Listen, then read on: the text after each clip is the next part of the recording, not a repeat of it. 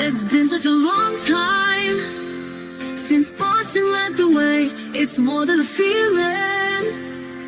It's Mike and Tom to start the day. The heart of Massachusetts should be freedom, justice, and liberty. Freedom led pilgrims to Plymouth Bay. Salem trials had justice too late. The sons of liberty spilled the tea, and then the redcoats spilled their blood. The shot heard around the world rang out from the Bay State. Boston strong and ready to defend. It's where revolution started and ends.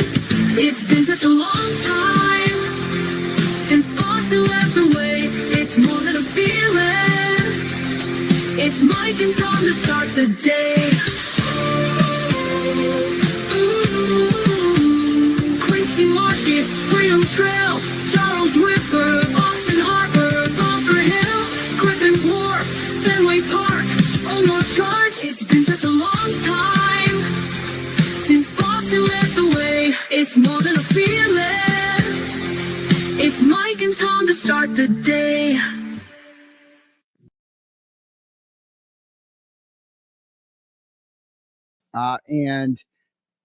We're honored to have him on the program tonight. If you guys want to have your messages read out loud to the class tonight, I'm going to read them after the interview, after we're done with him.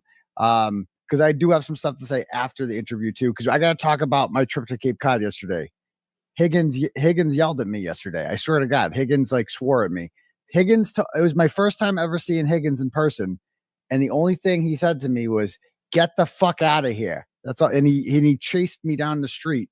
I was a passenger in a car and he yelled at me. Well, I'll tell you the whole story yesterday. It's crazy. So we'll talk about that. If you guys want to have your messages read after the show, click at the link at the top for Turtle Chat. You can pay whatever you want, say whatever you want. I'll read it out loud to the class. Just keep it somewhat brief, no centigraphs, please. Or you can cash at me at $ Uncle Turtle Boy, and we can do it that way. So, let's just get this party started. So we have here, we got Alan Jackson backstage. We're going to bring him up now. There we go. Let's do it. Hello, Mr. Jackson. How are you? What's up, Slick? That's what I should call you. I feel like, thank you for coming to my program. Long time no talk to. I don't even know what to call you. You know what, that crowd behind you, I got to tell you, that crowd behind you, I've got a new name. Yeah. What's that? It sticks. We got Crash Daddies. We've got Data Daddies. You're the Crowd Daddy. The Crowd Daddy. I like it. You are the Crowd Daddy. That crowd behind you is because of you, in no small part, because of you. So thank you for everything you've done for the Free Karen Reed movement. It's been amazing. Well, I was honestly happy to do it. It's like one of my proudest life accomplishments. It started one day on April 17th, 2023, when I was sent this tip from a guy by the name of Brian Johnson, a former Duxbury cop who trained John on the job in Duxbury. And as a former LEO guy, he said, something's not right about this. That's how it started. Yeah, that's how it started. Literally never heard of Karen Reed before that. He'd never heard of Karen. We both heard about it when John was killed. The police officer gets killed around it. It's kind of big news. Sure. But then, honestly, I've said this before, when a cop gets killed, I usually have an interest in the story because it's always the same story. It's like some guy with 125 priors who never should have been released in the first place. Sure.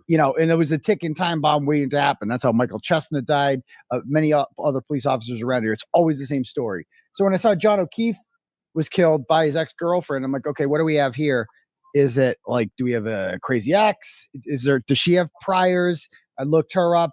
There was not. She was just honestly a boring, financial analyst from Fidelity, and it just seemed like this horrible accident. And I had no take on it because I'm like, what am I going to say? It's horrible for her. It's horrible for him. It's horrible for everyone. I'm like, what? It's just a depressing story. I don't even want to write about this. And I forgot about it. And then Brian Johnson sends me this, and I take him more seriously because he's former LEO, and he's less likely to take the position that the cops are the bad guys, right? And that's what this is. There's everybody many else police does officers. too. Yeah, right. And so that's a tough pill to swallow. Right, exactly. I mean, this was the most obvious frame job ever, and yet it was still an obstacle simply because we are predisposed to believe defendants are guilty, I think, and that cops can't, like, the people that we trust to look over us and enforce the law wouldn't possibly betray us like that. And that's what it is. It's a betrayal, isn't it? Right.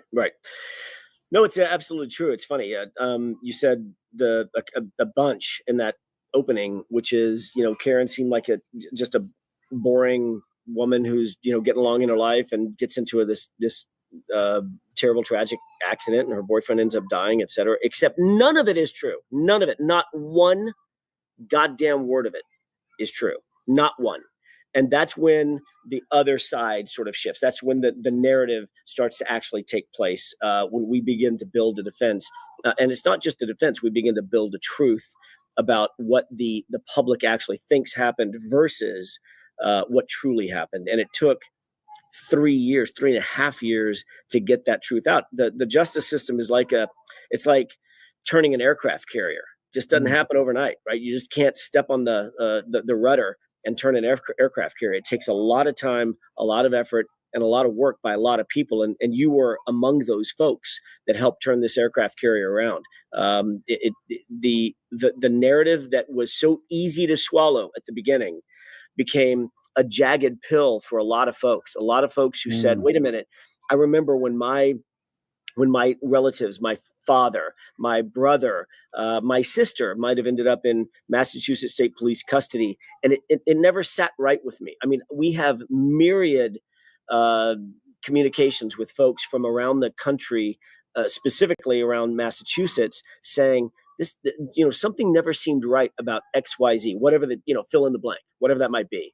To your point, like, you've been arrested, you've done a little time based on some complete chicken shit that never should have happened in the first place. So, there's a lot of folks with stories exactly like yours that have reached out to us from the very beginning, from day one, to say, what happened here?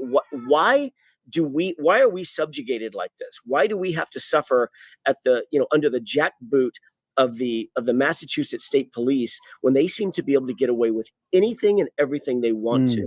And the Karen Reed movement, the free Karen Reed movement, was so much bigger than this 110-pound girl who got wrongfully accused. It is a bigger movement than that. I'm very proud to have been a part of it. I'm very honored to have been a part of it. I'm very honored to have led the defense team that sort of unveiled or pulled back the curtain to a larger problem. And my hope is, by the time that this thing is said and done, and we ain't done yet, by the way. We really? What do you mean by that? Well, some folks have said we ain't got no quit. There's a lot yet to be done to fix the problems that sort of germinated this issue. So stand by. Is that something you're sticking around for? Are you still you're still technically, you haven't I don't know what the word is. You're still Karen's attorney. I'll always be Karen's attorney from this day until the next. I'm always going to be Karen's attorney. I'm not going anywhere. So if there is when there is a next chapter to this, you can bet I'll be involved. Is that something you can detail more? I know we talked about this before, and there's some stuff you're obviously not going to be able to touch. Yeah. And that's one of those things. That's one of those things that I'd rather allow the system to, look, I was very circumspect about the times that I spoke publicly. It was very, very, very curated in terms of the statements that I made on the courthouse steps. It was very curated in terms of the statements that I made or Karen made in any interviews. Those were nothing was by chance, and nothing was happenstance. Nothing was sort of impulsive.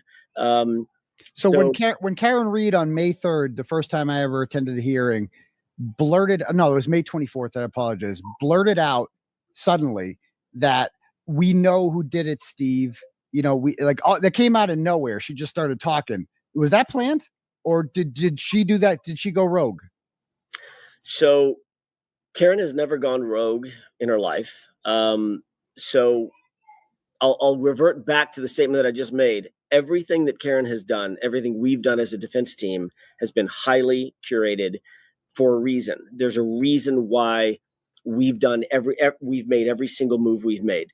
Our position was at the very beginning when Karen and I first started talking was we're going to allow the government to play checkers and we're going to play chess.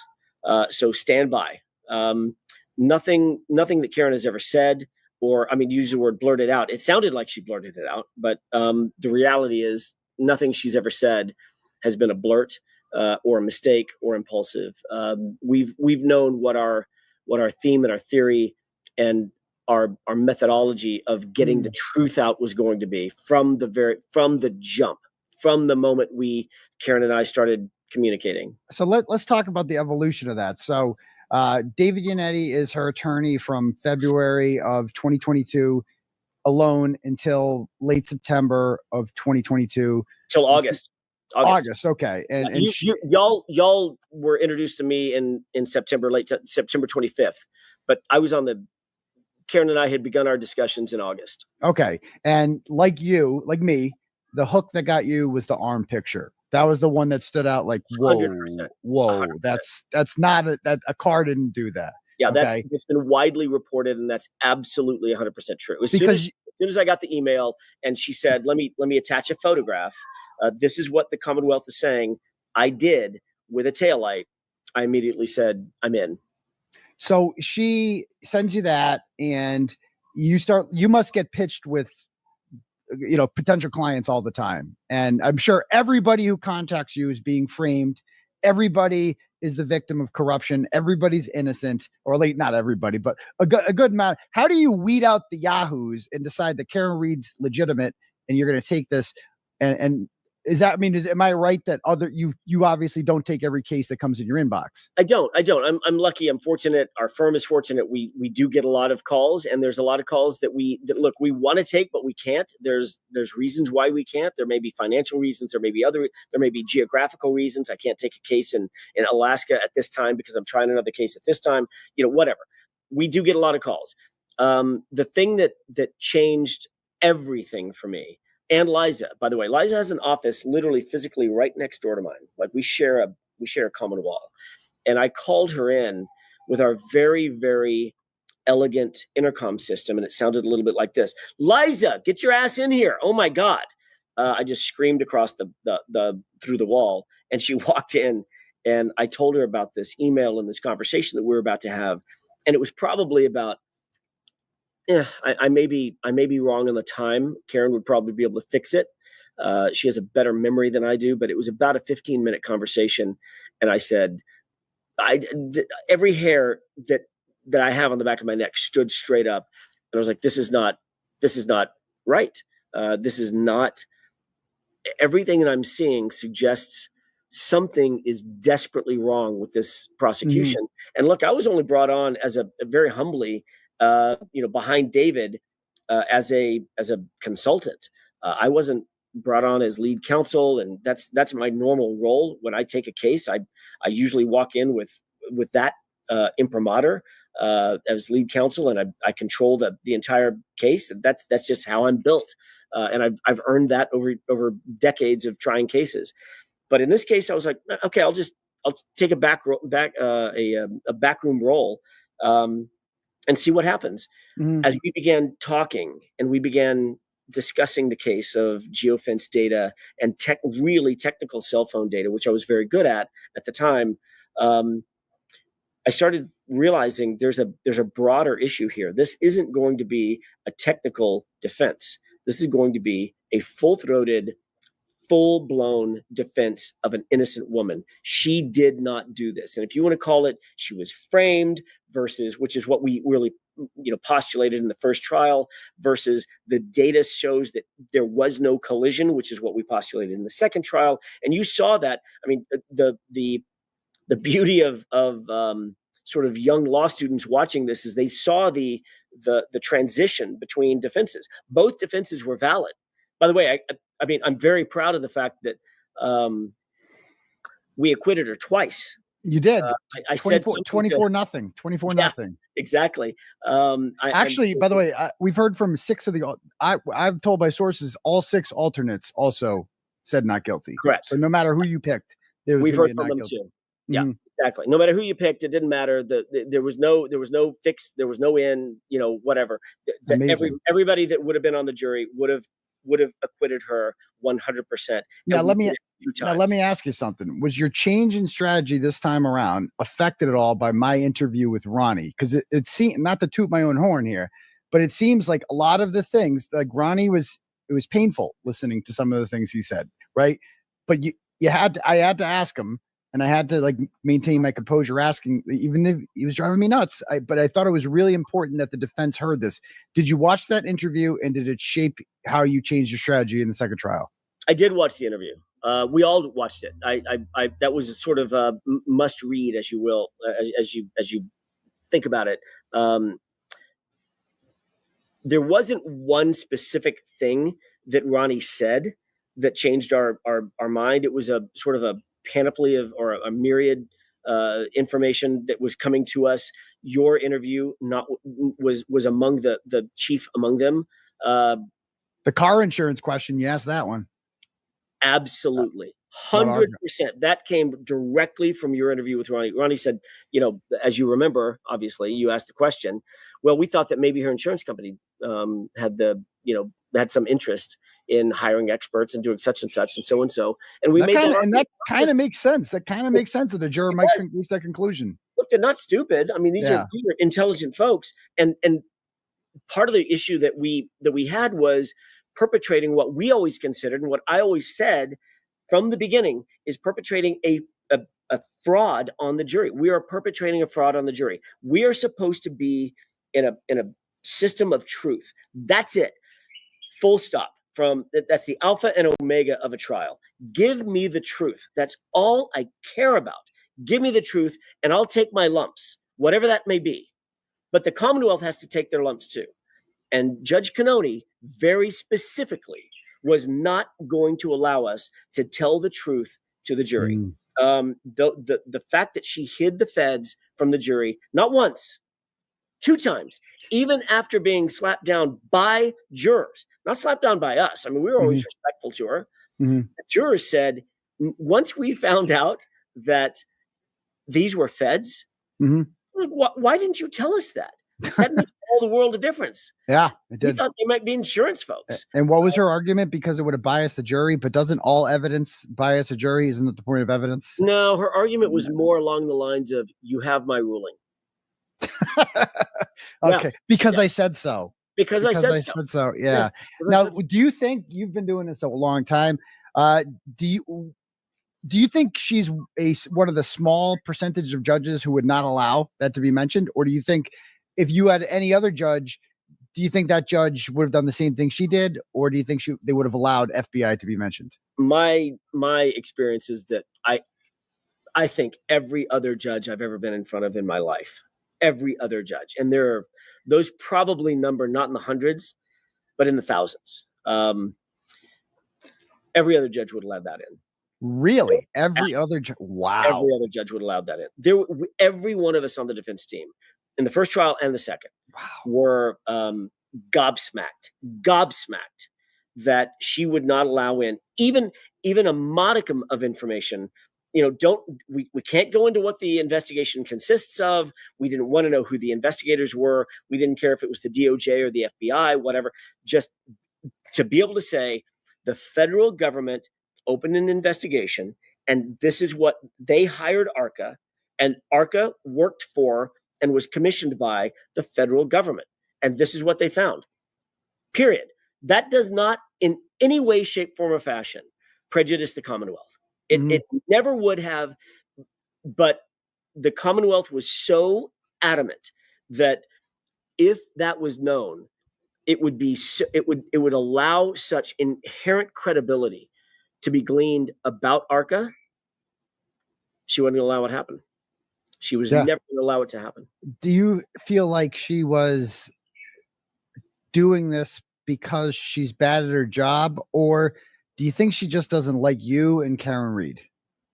Because that was the vibe I got. I don't think she likes you. I don't think you're getting the Christmas all of card. the above. okay. All the Yeah, above. no, look, there was no question that from the beginning, I walked in. I had no, I didn't pick a bone with her. I mean, you saw Aidan from the moment I walked into trial on September 25th, Mhm. 2022. I was respectful. I was cordial. You were. I was as dignified as an officer of the court could be. I asked for pro hoc vice. I was elegant in my arguments to her. Always respectful of the bench. Always respectful of the robe. That's how I'm built. That is how I'm built. She could not stand me from moment one. That's not how we do this in Massachusetts. I'll never forget.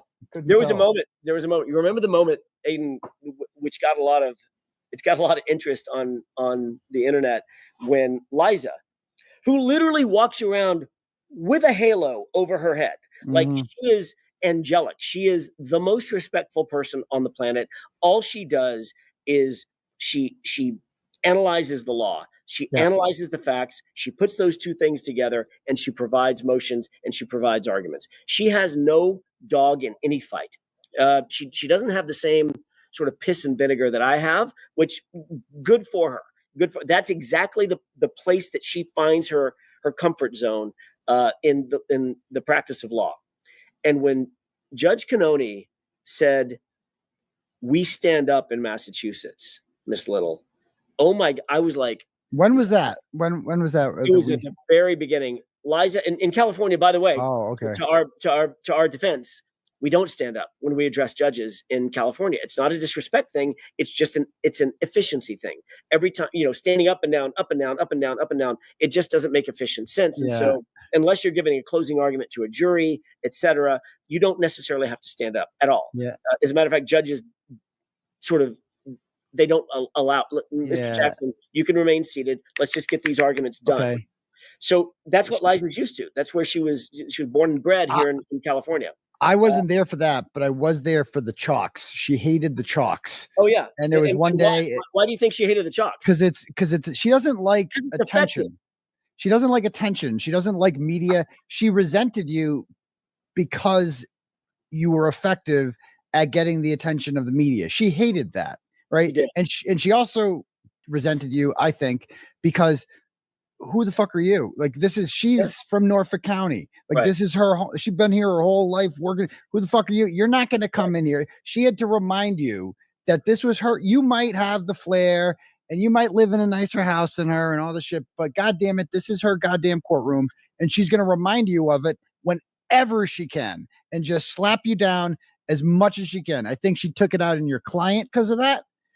And I think she took it out on David Yannetti, who I don't think she resented before you got involved. I think you're right. I think she had a lot of respect for David, and David earned that respect. He should have the respect. He's a great lawyer. But I think the fact that I came in and she thought this was her opportunity to say, if I had a nickel for every time she said, that's not how we do it in Massachusetts. I mean, at the end of the day, I really don't give a shit how you do it in Massachusetts. I don't. I care about whether or not the Constitution, which, unless I'm mistaken, I know I read this somewhere, the Constitution governs all states, including the Commonwealth. Yeah. So I don't really give a shit if you don't do it this way in Massachusetts. The jury needs to see the face of the witness. Like, that was one of the big whoppers, right? So let's talk about that. I think that backfired on you. Okay. Like, I agree with you that they should have been. I disagree. I don't think so. I don't think so. I think being in that courtroom and having John's family look at that jury is the reason that there was a mistrial in the first trial. Like, that setup of them looking directly at the jury and Peggy crying and making faces is like, they went into that, like, we got to throw this woman a bone. We got to convict her or something. And I think that's why he had a mistrial, is the setup. Obviously you could I concede seeing the faces of the witnesses, very, very important. But like, she kind of, like, you guys were like, we got to fix this situation in here. And she's like, fuck it. Why don't we just go to this other room then? Yeah, I don't disagree that she thought that was an advantage for her. I don't, Aidan. I think that she thought, okay, you broke it, you bought it, right? We're going to put you in a tiny little courtroom. I don't know that I agree. And look, it's all hyperbole at this point, right? I don't know that I agree necessarily that the jury in the first trial hung because, at least on the subordinate counts on count 2, because they were facing the O'Keefes. Look, the second jury was facing the O'Keefes as well, and there were just as many tears, and there was just as many eye rolls, and just as many, all the same shenanigans were happening. Well, Paul had to move his seat. Paul had to move his seat for another reason. I'm aware of that. And how'd you become aware of that? Sources. I never reveal sources. I have sources, and I heard it's a couple, one or two jurors, maybe one. By the way, I want to be clear because you and I are being coy. The source wasn't me. It was not you. Well, there was a gag order on you. You couldn't say anything. If you wanted to. By the way, I abided by that gag order. You did to the letter. To the letter. Yeah. And I don't know how you guys did it coming out of the courtroom. It ain't easy. It ain't easy. I like to talk. Mind. Oh my God, that must have been hard. So let me ask you. So first question, we talked about addressing this earlier on. There's a lot of talk on the internet right now, and you and I spoke about this of like the defense team should distance themselves from Turtle Boy, right? That like that's they're playing it smart by not coming on his show. And then you called me and you were like, I want to come on. And why is that? Because I didn't believe that bullshit. That we were, I know it's not true that we were trying to distance ourselves from Turtle Boy, from Aidan Kearney, from the magnificence of what you did, the crowd daddy, right? You created a lot of this, you generated a lot of this verve, and we appreciated it. We're deeply, deeply, deeply grateful. I talk to Karen every day. Every day I talk to her. I don't think that there's been a day since the verdict that I haven't spoken to her and or her family. And every single day she tells me how grateful she is to your viewers, to the folks that populated the streets and the sidewalks and wore pink and gave this beautiful "I love you" sign that has resonated through not just the Commonwealth's community, but through the nation and through around the globe. I mean, we've gotten, I'm sure you have too, we've gotten accolades and love and support from Australia and Ireland and China, all across the globe. That's in no small part because of folks like you. There's a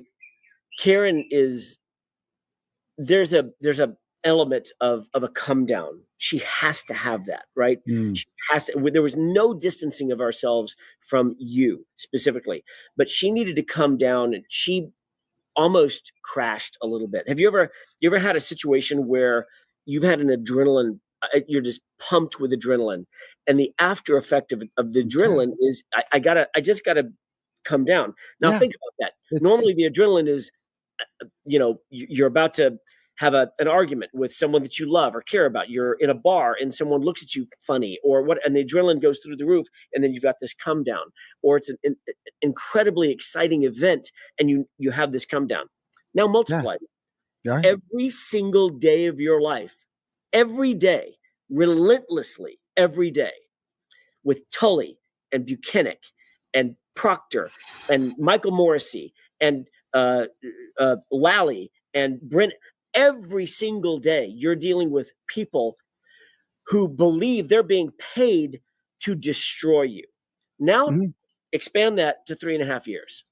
3.5 years, every day, 365 days a year for 3.5 years, over 1,000 days of that. And then it's like, bam, it's just done. She won. It's over. It's over, Aidan. So the idea of Karen running around and doing every podcast or every interview, we were asked by everyone. I mean, everyone, you name it, we were asked, CNN and Fox News and Good Morning America and the Today Show, everybody asked. She just needed a minute. And I get it. I get it from her. I get it. My heart goes out to her. I don't know. I mean, I was in sort of the fire with her, but not really, because nobody can really understand what it's like. You know what it's like. Yes. To be accused. You know what it's like to be falsely accused, Aidan. Very few people do.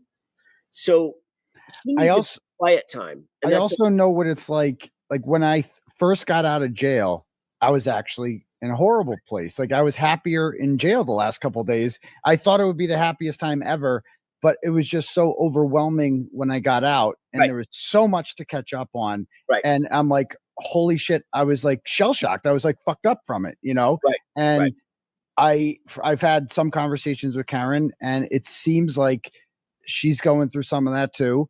And it was almost like she didn't prepare for it. Like she hadn't, because you don't know what this is going to be like until it happens. Yeah. How can you? How can you prepare for that? Like she knew she was innocent from, day one, from January 29th, 2022. She knew she didn't do this.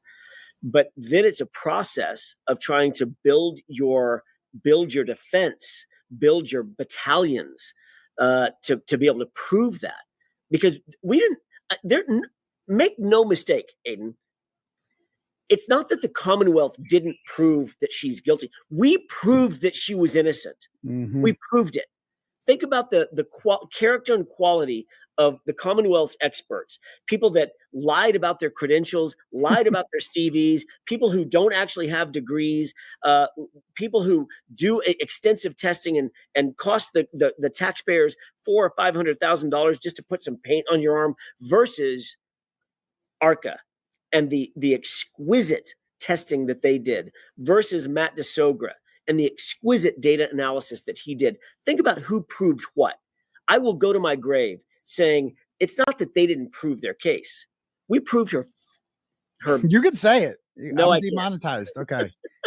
She proved her innocence. And that takes a titanium spine.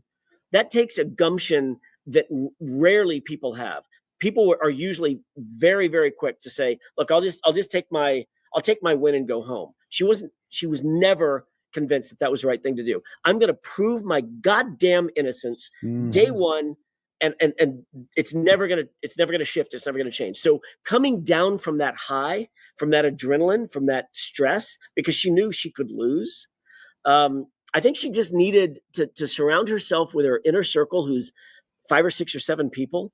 I'm not even in that inner circle, but I know who the inner circle is, and I talk to her every day, and I understand what she's going through. I think she just needed a little quiet time, if that makes sense. It totally makes sense. And she was never avoiding you, brother. She was never avoiding you. Yeah, she returns my texts. We talk. You know Absolutely. What I mean? I have no, and I totally get it. I would never expect her to. Yeah. I don't like people like that who think that Karen Reed owes me nothing. I want to be perfectly clear. And I said that. By the way, you've said that. And by the way, God bless you for that. God bless you for that. Because there was a lot of people out there who were suggesting that you had some ulterior motive, and you shut that down in a heartbeat. You're very eloquent. You're very heartfelt.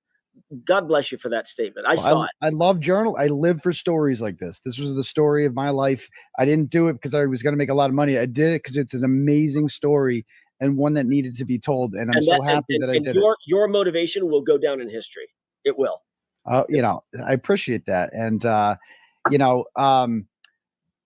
just from the beginning to the end of this and seeing how it's grown. So the first time I ever kind of communicated with you was on April 17th when I was introduced to a woman by the name of Natalie, and she was like kind of messaging. I didn't realize she was passing messages directly from Karen. And she was like, one of them was like from you. And it was like, AJ says that I can't wait to meet the reporter with the biggest balls in the country or some shit like that. And I'm like, I'm just writing a story here. And when I wrote that story, when I wrote balls the size of church bells, I think that's what it was. Yes, that was the thing. And I thought, like, when I wrote it, I'm like, well, that's the end. I mean, like, they're obviously going to drop this because I'm silly me. I think that we can trust institutions. And then instead they put their foot on the accelerator. And after that, suddenly microscopic pieces of taillight appeared in clothing and GPS data suddenly came around, and they just, all of this new tech stream data all of a sudden appeared. And it was like, how, like, that must have felt crazy that no matter what you guys put out there, they just came, they didn't consider it in an ethical sense. Like, does this mean she's innocent? They're like, well, how can we come up with a lie to explain this one? Right. That was the sort of the Brennan effect. Look, he had a job to do, but that's shame on that. Shame on that. When you've got lives in your hands, You can't look at this. You can't hide behind the idea, oh, I'm just doing my job. I just got hired to do my job. No, you didn't. You get hired to dig a ditch or to trim a tree or to unclog a pipe. And by the way, God bless those folks that do that. I used to do that. I was in the military and I mopped floors. I mopped the best goddamn floors on the planet. You're a decorated dude. Ish. Okay. Yeah. All right. Yeah. All right. Yeah. I served in the military, but I never looked for accolades. There are others who have given their lives and given, life and limb, far broader than I have. All I'm saying is you can't just hide behind the idea if you're a Hank Brennan or even an Adam Lally or a Laura McLaughlin, by the way. What do you think? Why are you saying that? Why are you saying? Finish my point. I'll get to that. And say, well, I'm just doing a job. No, you're not doing a job. You're affecting a life. You're affecting many lives. You're affecting many lives. Look behind you in that the view that you've got behind you right now. Those are the lives that you're affecting. Knock it off. Stop being a little wimp and acting like this is just a job and no big deal. I'm just going to go on to my next job. If that's the case, God help us in the judicial system. God help us. You have a broader responsibility, not just to do a job, do the right goddamn thing. Do the right thing. Do the right thing. I did when I was a prosecutor. Every single time I did the right thing. People have asked me as a prosecutor, oh, do you ever lament the idea that, you might have convicted an innocent person? No, I didn't. Because I did the right thing. I knew what the evidence was. I knew exactly what I was doing before I ever walked into a courtroom. I never, ever had to lose a wink of sleep with the idea that I got it wrong. How could these folks, the Laura McLaughlins and the Adam Lalleys and the Hank Brennans, ever sleep at night thinking they got this right? So let me ask you that then. Do you think that Hank Brennan, Adam Lally, and Laura McLaughlin truly believe Karen Read did this? You'd have to ask them, and of course. But what do you think? What do you they'll think? never tell. I have no idea. If in my mind, if they're real legal analysts, not a single one of them think that she did this. Not a single one of them. If they're real legal analysts, they're looking at the same evidence I'm looking at. As a matter of fact, I suspect they're probably looking at more evidence than I saw, which is unconstitutional. But yes, it sounds like it. Yeah, I have no reason to believe that they didn't have additional evidence that I never got, that I never saw, that I was never able to analyze. But, you're dealing with Buchanan and you're dealing with Tully and you're dealing with Proctor and these folks who are bent. They're just bent. Every one of them are bent. So could they go to sleep at night thinking to themselves after analyzing the same evidence that I analyzed and say, I think she hit him. Really? Really? Do you think they would have slept well if Karen was convicted? Oh, all of them. All of them. You like think a baby. So? But like a baby. Like a baby. You don't think it would weigh on any of them? Like, really? No, it's a mental disability. Like they will think of themselves as I'm just doing the job of the prosecutor. I put on the best case that I possibly could, and the jury convicted, and I'm going to sleep like a baby because it wasn't my decision. No, it is your decision. You need to own it, folks. And I don't think a single person in that courtroom was willing to do that. I don't think a single person in that courtroom has been taught the efficacy of owning your own decisions. Really? Very interesting. So I wrote down some questions here that I have for you. And the first one that, first of all, big supporter. Okay. But I am going to bring one up here that I don't understand this one. Okay. When you cross-examined Lieutenant O'Hara, okay, and he said that the CERT team got there at 5:21 and they start digging and then they don't find anything. And then 3 unknown dudes show up. Canton police, he thinks, whatever. Right. And then taillight appears. How come it was never asked who found the taillight and why aren't they on the stand? To this day, we don't know which person in the CERT team found the taillight, correct? We don't know the name of them. That's right. So that was, like I said, there's very little that's not by design. In that specific situation, he was willing to say, O'Hara, and I've got no beef with him. I honestly, I have no. Yeah, beef. I thought he was okay. I don't think he was corrupt. He's a fine officer. No, he's a fine officer. Yeah. I call it like I see it. My sense was he probably didn't know because there's 8 guys walking a grid, and someone barks out, "Hey, come over here," or "Bring a flashlight," or such and such, whatever. I don't think he probably knew. And I wasn't willing to go down that rabbit hole and try to figure out who knew, because I didn't care. At that point, I didn't care. All I cared about was timing. I cared about the timing at which the first taillight piece was found, which was well after Proctor had that car in his custody and had access to 34 Fairview. And number 2, I cared about who actually recovered the pieces and who photographed them. And those were Tully. That's all I wanted the jurors to think about. I did not want to. Every word I say and every question I ask, jurors hang on, right? I'm a defense attorney, so they're like, "Oh, there must be a reason why you're asking that." Let's say I called into question one of the other CERT team officers, and I had all their names on the top of my head at the time. I could have just barked off, "Was it this guy, this guy, this guy, this guy, this guy?" Then the jurors are going to start thinking, well, wait, was he part of some weird thing that was in conjunction with Proctor and Tully and the others? And I didn't want to do that. So I thought it was a cleaner way to cross-examine, simply by saying, what was the time frame? It was after Proctor had the taillight in his possession, and you didn't pick it up. You never touched it. You never physically moved it. O'Hara. It was all told. O'Hara never. Yeah, O'Hara, okay, yeah. All right, he said was, "I see it over there, Detective Tully. You go take care of it. I'm going to continue searching." And that's all I cared about. And I thought that was, in my view, that was the most effective way to deal with the CERT team, which was relatively unassailable. They were, yeah. I mean, that was the problem, is they sounded legit until those 3 unknown dudes showed up. And right. And I get to say whoever those unknown dudes are that I want to. O'Hara was, he pushed a little further by saying in trial, which you heard, well, I recognize that none of them were Proctor. Right?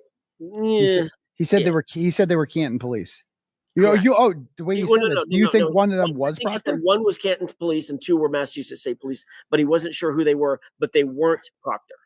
Okay. Do you think Proctor was there? Yep. You do? I do. Oh. That's just my opinion. Okay. I mean, the evidence is the evidence, but I think Proctor was there. All right. And at some point, so I don't think that he missed the opportunity to go to 34 Fairview. So let's talk about the ghost of the Canton Police Sallyport. The guy that there's a 20-second gap there at 536 to 537. Some guy, footage disappears, and all of a sudden, some guy comes from where Proctor's standing and walks out. I think that was Ken Berkowitz. Who do you think that was? If I had to guess, I think it was Ken Berkowitz. Okay. He was short in stature. Ken Berkowitz was short in stature. He just appeared out of nowhere. I have other information. We had other information which we propounded at trial, that Ken Berkowitz was in and around the Sallyport that night. Later that night, he had access to it. He's the chief of police. Even though he might have been IOD at the time, he still could come and go as he pleases. And in a situation like this, where there's a police officer found dead on another police officer's lawn, especially Brian Albert's lawn, whom he knew well, there's almost no chance that Ken Berkowitz was not in some way, shape, form, or fashion involved in the goings on in the subsequent 8, 10, 12 hours. I mean, you would have to be. I mean, that's Higgins' best buddy. And my question is, I understand he was obviously not alive for the second trial. Did you guys try to call him during the first trial? And I understood he was very sick during the first trial. Did you want to call him, and were you allowed to if you were? If we wanted to, we probably could have. It was not high on my priority list. I didn't really want to hear from Chief Berkowitz. I know, look, he's a seasoned officer. He was also Brian Higgins' best friend.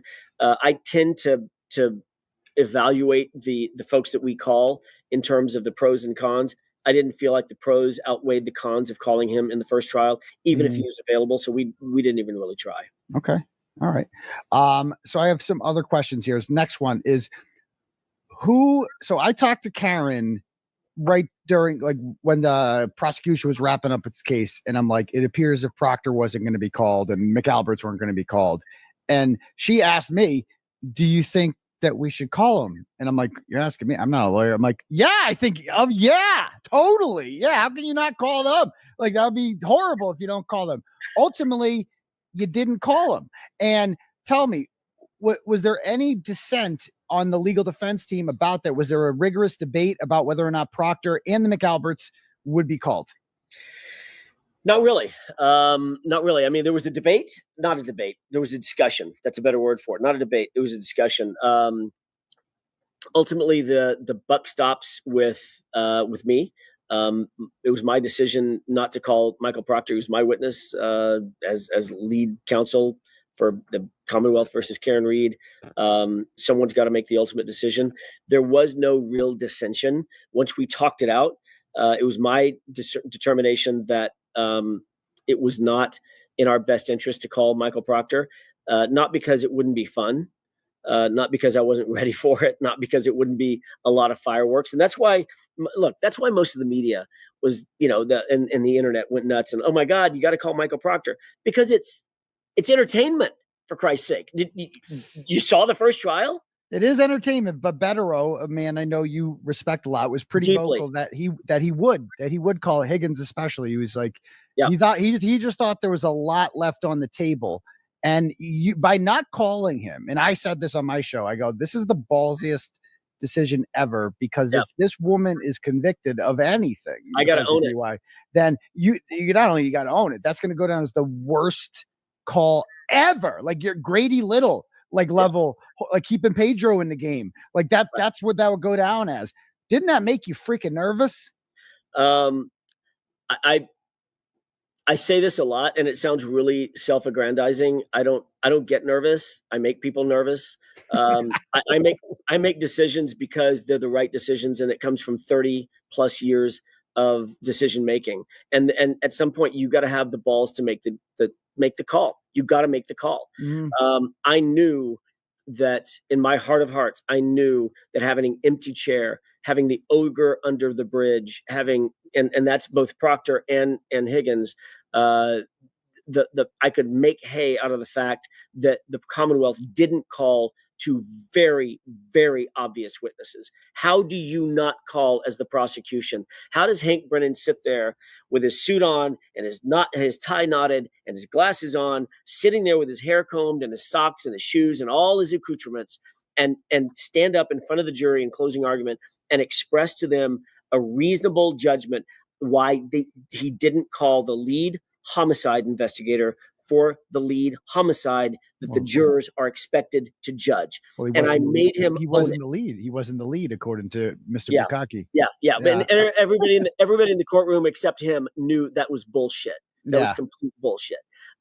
So I was never gonna. My decision at the very beginning of the trial is, if they don't call Proctor, I'm not going to call Proctor. Really? So you decided early on?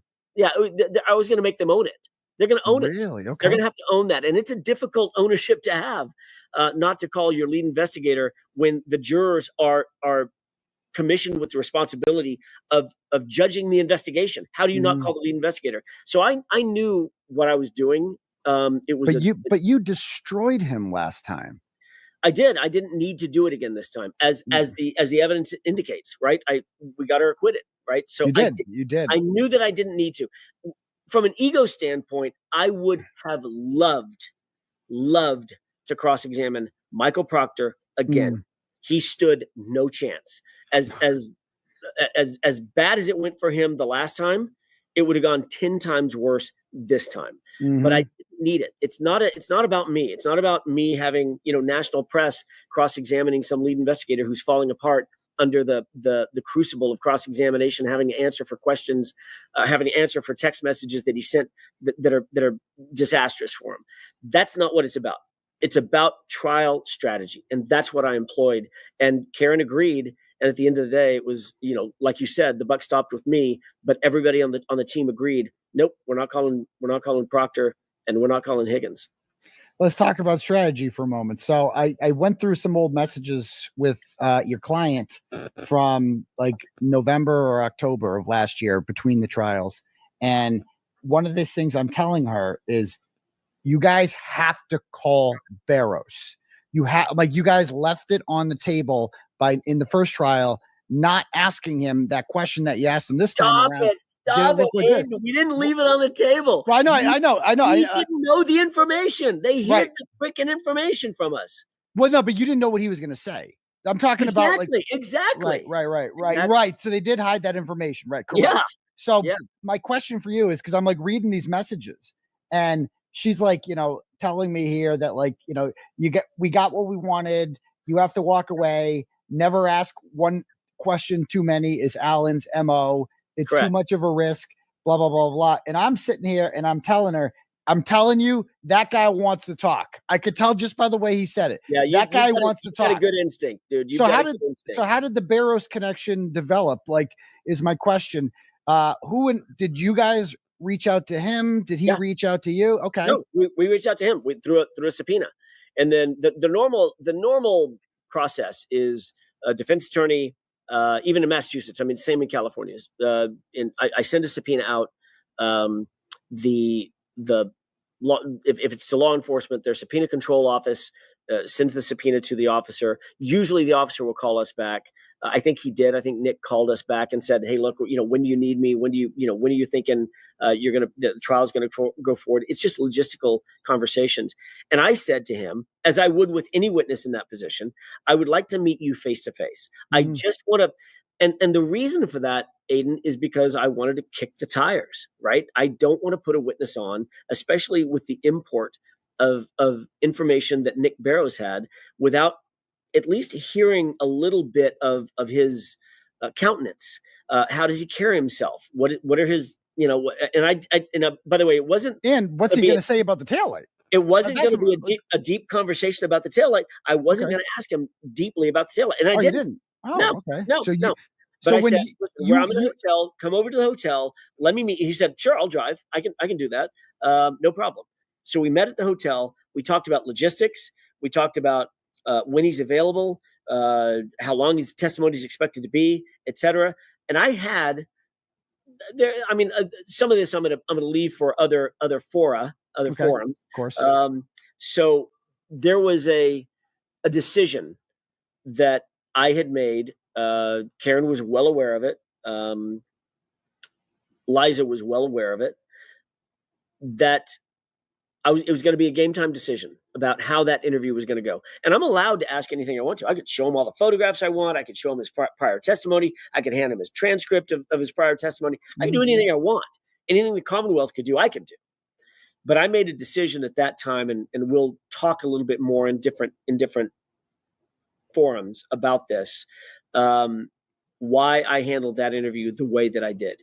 And by the end of the interview, I was, and it wasn't an interview other than just the logistics, really just when can you be there? How do I get a hold of you? Do you have a cell phone? Do I need to go through subpoena control? Here's when we're thinking about calling you. I don't know if the Commonwealth's going to call you or not. Did they subpoena you? I asked them that, etc. Nope. They didn't. They weren't interested in him. They didn't even put him on the list. They didn't even put him on the list. And that tells you everything you need to know about whether Hank Brennan and the prosecution was after the truth. They put me on the list and not Barrows. Correct. Which tells you a lot. They put you on the list. If I had to guess, they put you on the list to get you out of the courtroom.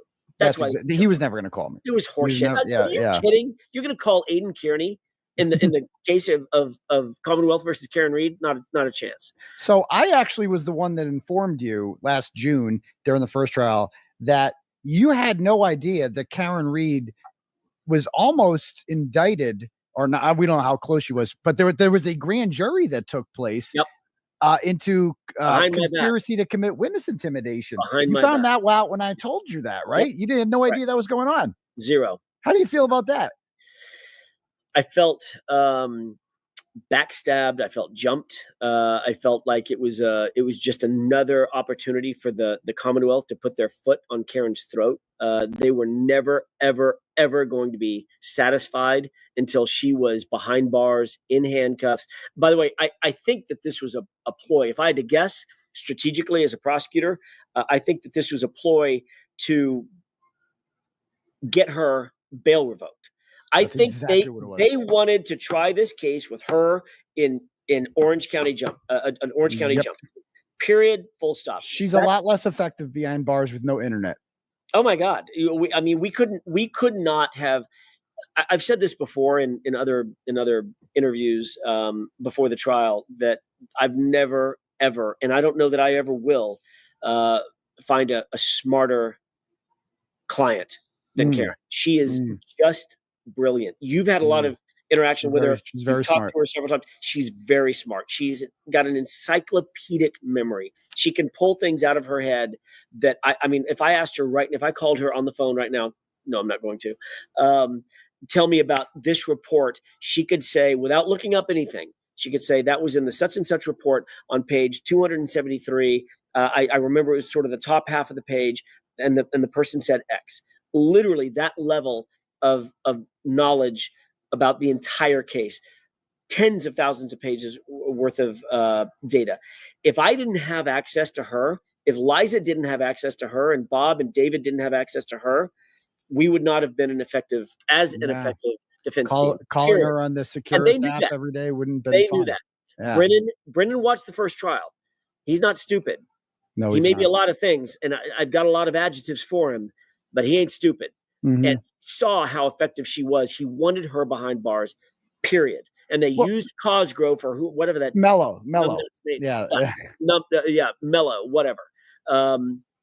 They used him as a tool. So that was actually one of my other questions I have written down here. So in January of 2024, when I was locked up, I saw in the news that your client's home was raided by the state police, and that they had been monitoring her trips to Florida, and that they had a warrant for her phone. And it was all related to potential conspiracy with me. And when it first happened, I'm like, oh man, Ken Mello really opened up a can he doesn't want to hear, and they're gonna destroy him. But you guys really didn't go after Ken Mello. You really didn't talk much about that. Why was that? Wasn't relevant. If it didn't go anywhere, if it didn't go to an indictment, then I didn't care. That's just bullshit. It's just.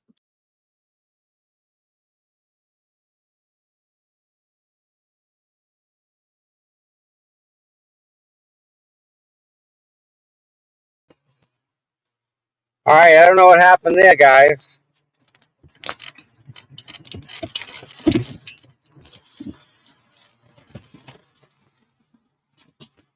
Hey, everybody. I hope everybody's doing well. Well, I don't know what happened. That was weird, huh? That's YouTube stopped all by itself. That ain't me. Swear to God. Not me.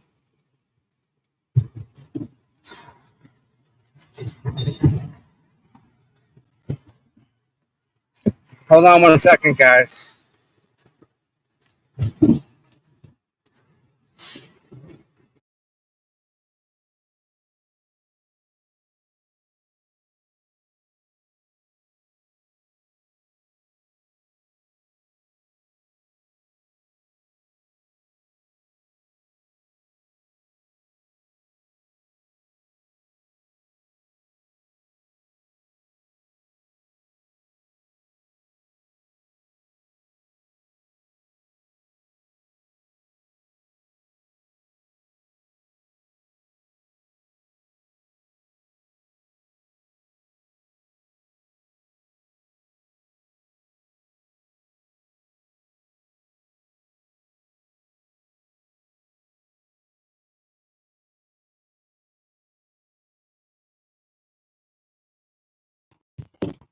All right, we're back.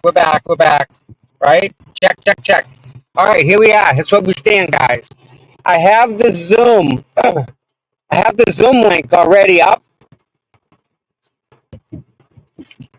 I am still trying to get into the quote-unquote Zoom room. I already disabled the camera, and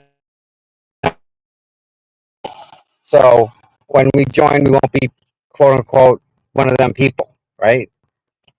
Right? I'm glad you guys watched that interview with Aidan and AJ. I think that was rather one of the better interviews he gave. Him and Runkle. Runkle, I think, was his best. That was probably his second best interview. But again, you know, it's easy. It's easy to talk. It's easy to talk when you're talking about the truth. That doesn't change. 8 ways to Sunday, it's always embedded in truth, whereas the other side has done nothing but deception. Completely different, absolutely different. I sent I don't know if there's any mods on, but I sent the Zoom link. Maybe they can try from a different connection. I'm still getting the spinning wheel right here. All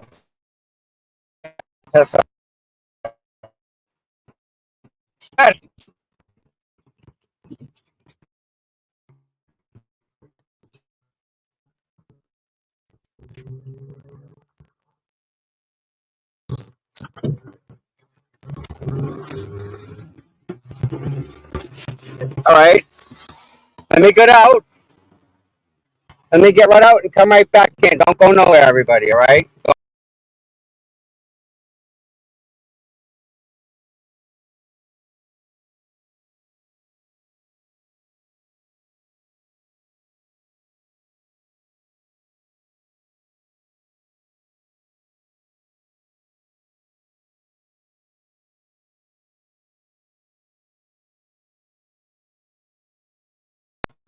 Okay, here we go. Radio check. Does that sound good? Sound better? It should. Let me do this too. This is gonna help. I bet you that helped a lot, right? Nice. All right, check. Off the list. Secondary. Someone made a comment in the chat, and they're dead balls right. Why are we even doing this? Right? Why? Why?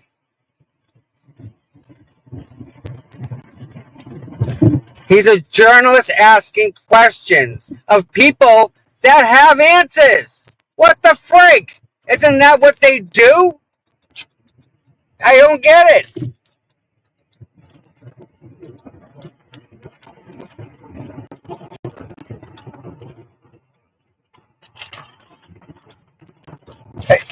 Again, look, I'll ask the question again. Who killed John O'Keefe? Who? Next question. How'd the taillights get at 34 Fairview? Can you expect me to believe anything? Anything that these people say?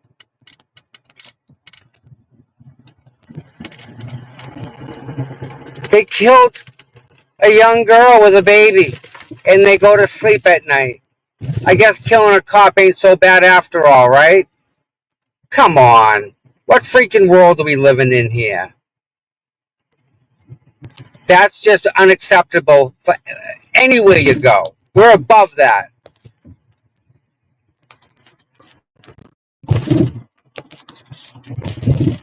So now I hear Yuri got to drive to Framingham every day, or is going to end up in Framingham. I used to work in Framingham. It sucks driving there. It's its own hell.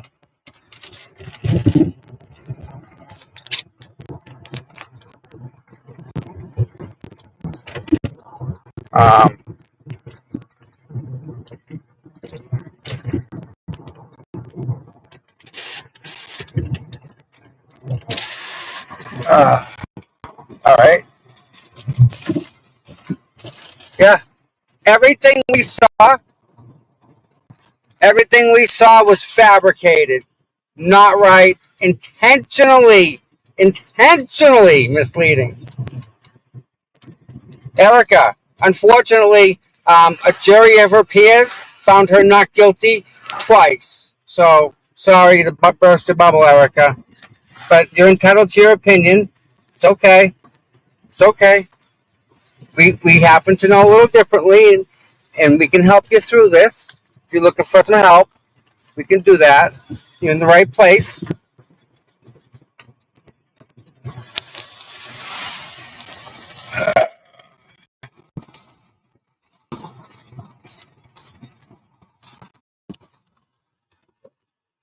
Driving through Brockton, my favorite place to be. Love it. Love it. Love it. Yeah. Sandra Birchmore was murdered. And then he left and went and gave birth to his own child. Oh my word, these people are diabolical.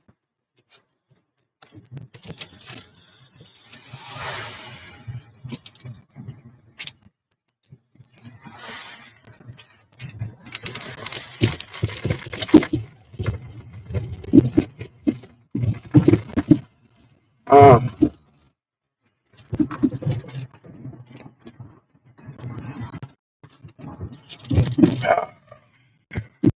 all right, so what? I don't know how trucks drive these roads. They're horrible. They're vicious. All right, so it's 1:36. I'm gonna pull over up here, and I'm gonna try and get into the. I'm gonna pull over, so I'm not like doing things that are not supposed to do, like controlling your computer from a car while you're driving somewhere. That's usually not on a list of approved things to do, so I won't do that.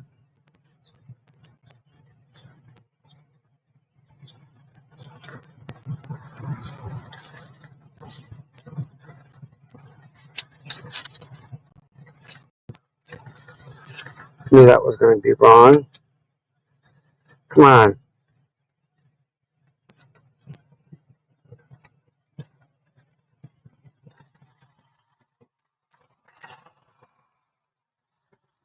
Oh, all right. So, move people, not me, guys. All right, so up here, I do believe. Do they have a Starbucks in Brockton? I wonder. Watch this guy. That sounds pretty good. That doesn't. That's an Audi with a bad valve. Whoa! Wow, dude. That was close. I hate idiots that drive like that. There's absolutely no need. No need. No need to do that. He endangered a bunch of people's lives right then and there. Freaking idiot. Absolute idiot. I'm not the smartest bulb in the world, but that guy, Jesus. That place stole my credit card information once. Never go back there. Oh, we're entering Avon, Mr. Higgins. You don't happen to have a ex-girlfriend in Avon, do you, bud? Just checking. Because she said, get the fuck out of here. So I did. Exactly what I did. She said, get the fuck out of here, so I left. Bye-bye. Bye-bye.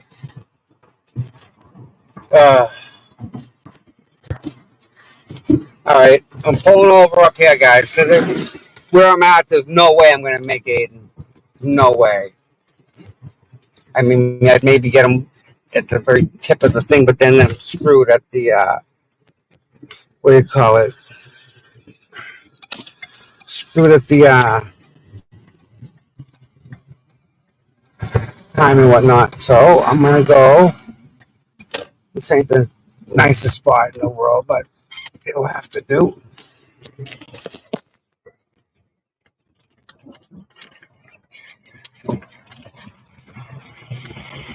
Guy's over there doing something. I don't know what he's doing. I don't know what I'm doing.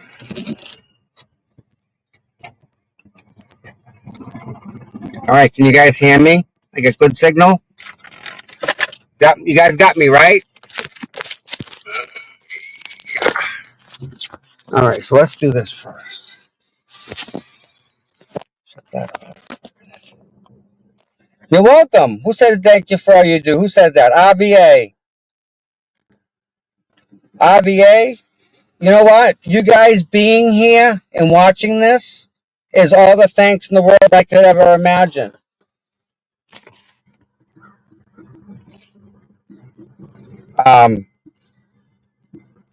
Yeah, just you guys being here. And you know what?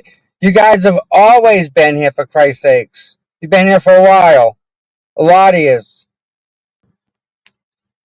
So for that, I thank you guys. I thank you guys a lot for that.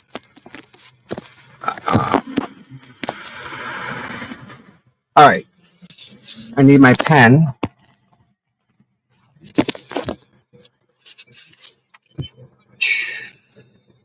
Okay.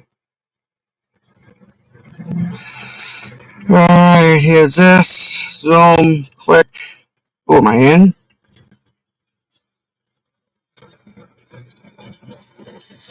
I think I'm in. Nope.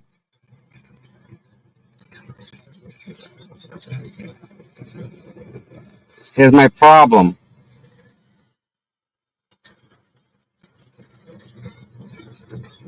Oh, come on.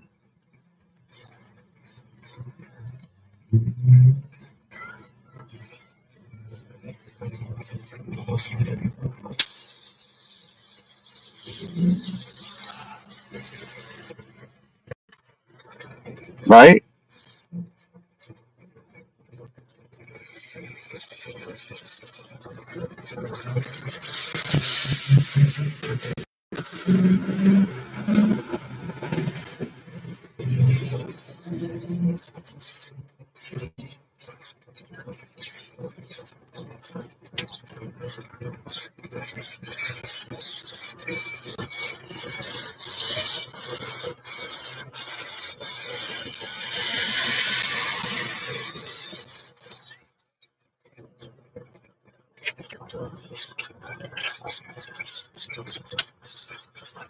So, we're just waiting, I guess.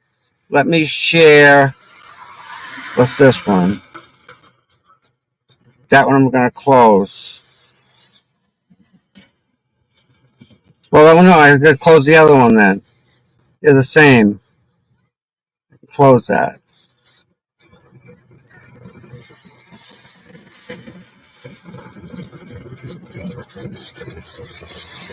I'm going to close this too. I'm starting over.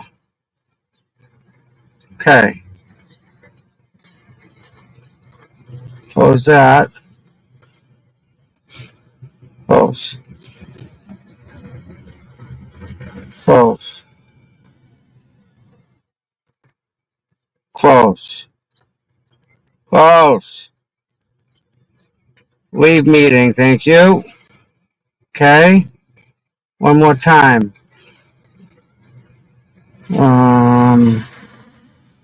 Where is it? Where'd it go? Where'd it go? Where'd it go? Come on. Hold on, guys.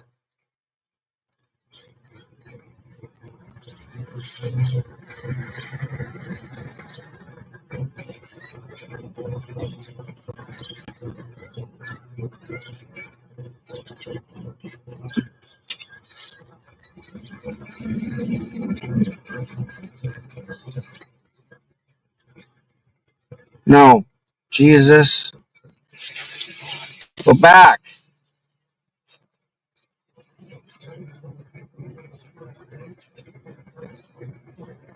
Up here.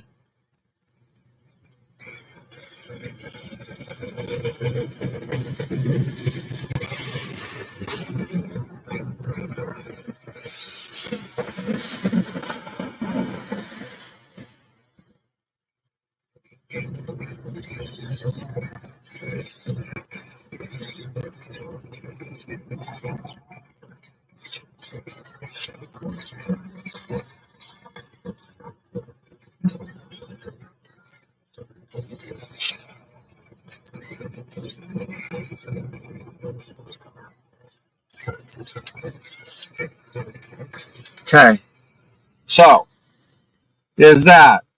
Now I go back to here, click,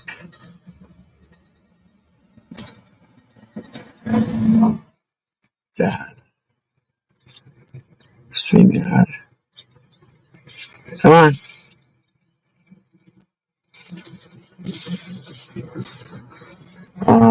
No. Oh, we're in.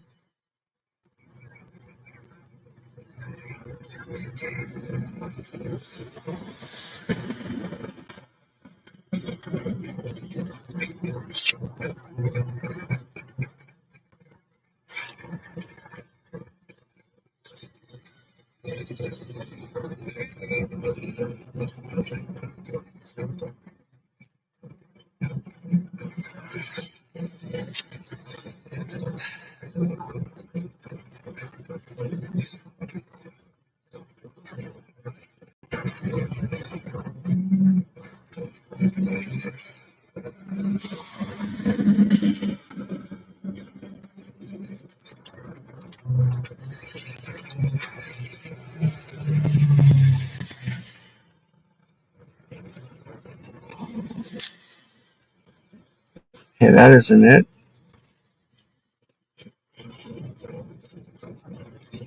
Cancel.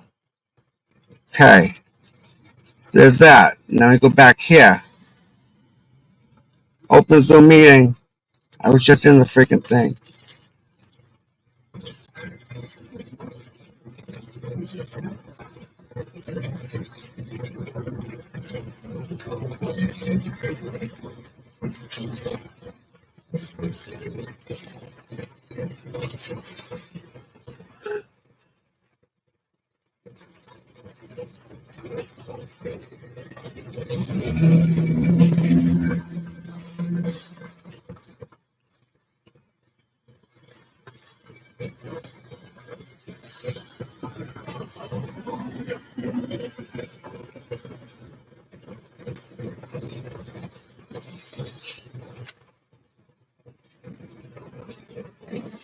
I don't see. There we go. Okay.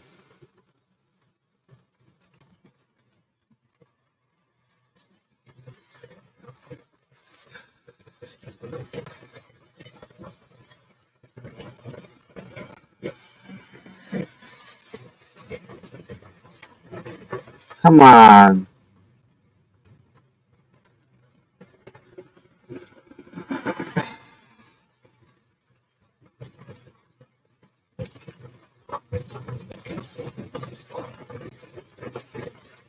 Come on.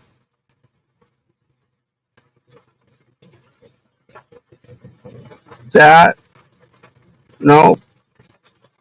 That's the window there. Share. The other window. Nope. That one ain't it. Come on. This is how it is today. This. Right? You share the whole window. Share. Come on, you can do it. Okay. Window. Zoom. Share. Is this what I want?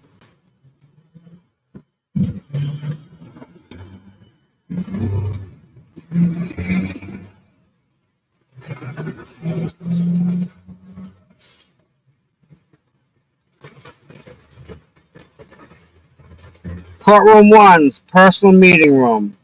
So that's not what I want to share. So minimize that window. Stop sharing that. Alright, now I can see stuff. Present. Share. Alright.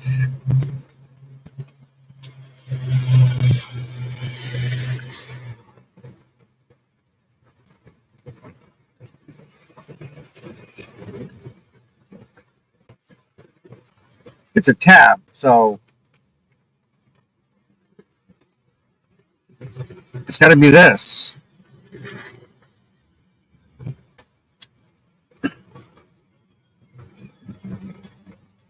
It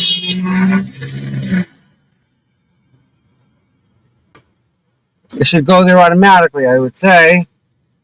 Hold on, guys.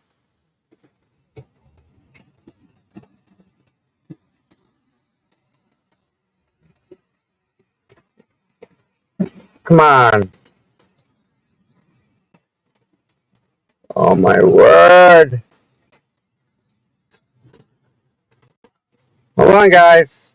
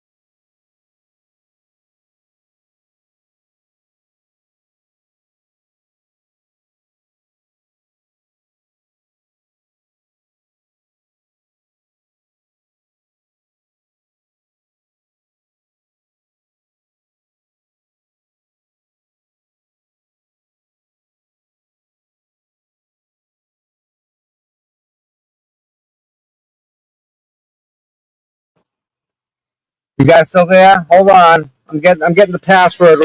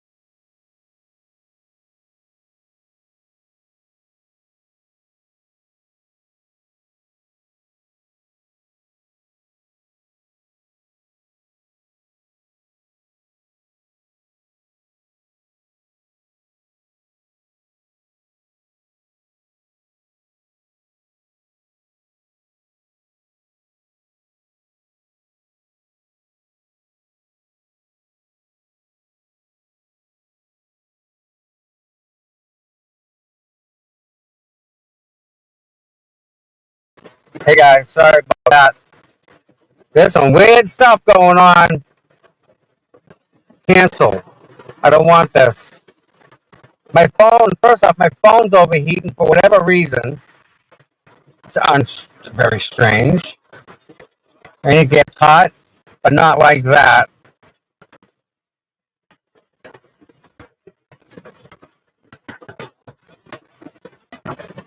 My mobile hotspot keeps bumping me off. Close, okay.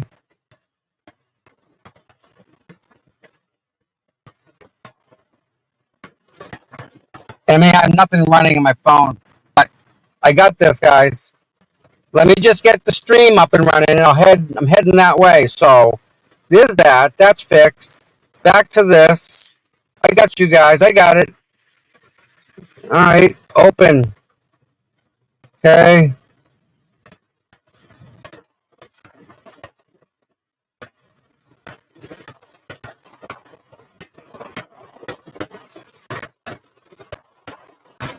Okay. Let's go. We can do this now. Move.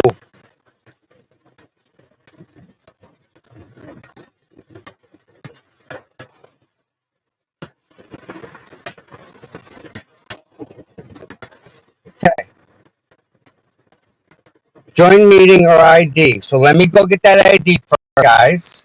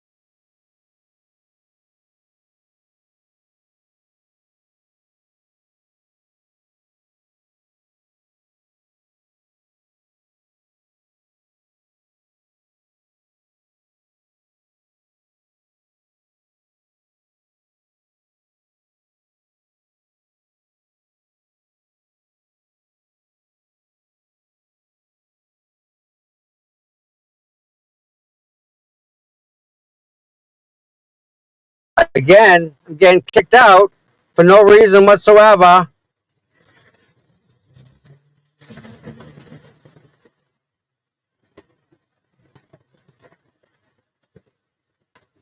God.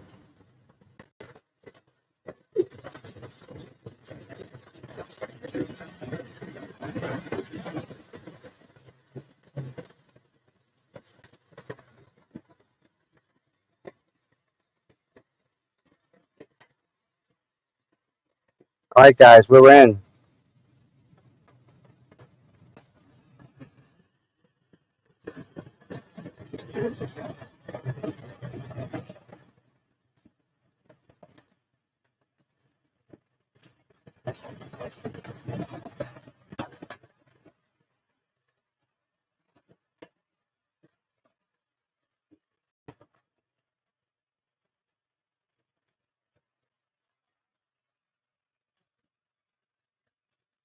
No, I'm here, guys. I'm here. I just wanted to try and get the stream up and running first before I drive there. I'm pretty sure that is what we're supposed to see.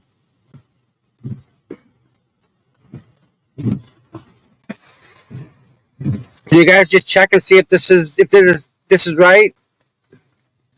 I just pulled over so I could get in. I'm in my computer right now. I just don't know if this is where we're supposed to be through Zoom. I don't go through Zoom. I don't use Zoom.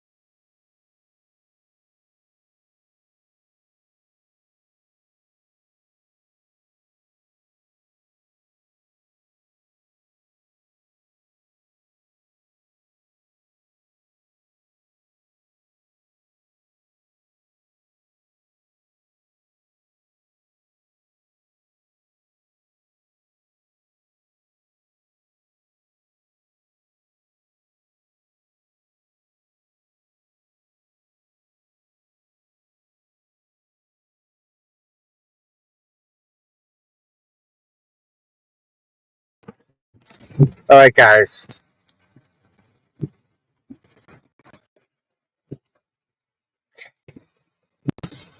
I'm gonna try this. Hold on.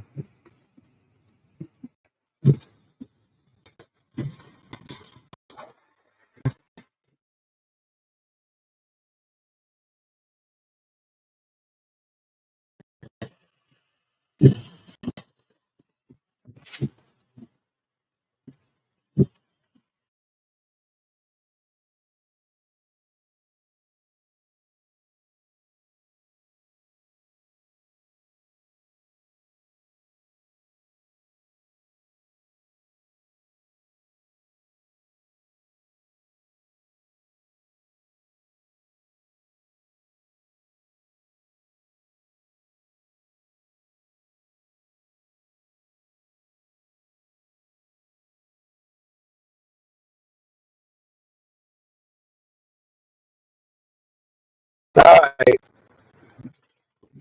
I'm pretty sure this is what we're supposed to see, guys. And then I don't think it started.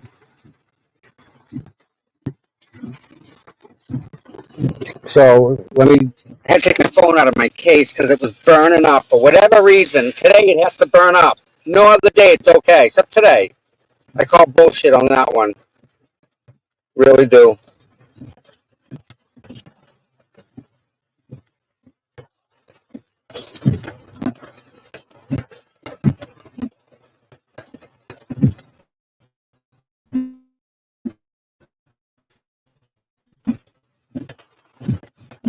Okay, where's the fucking keyboard? Keyboard. Where is it? Right here.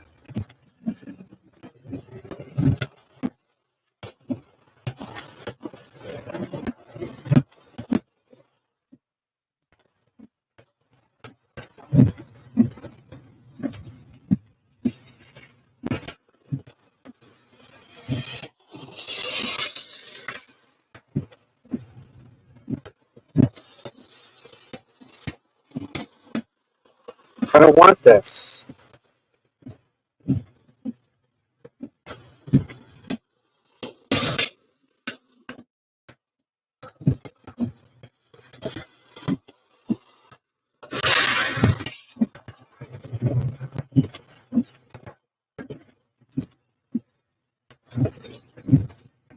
Okay.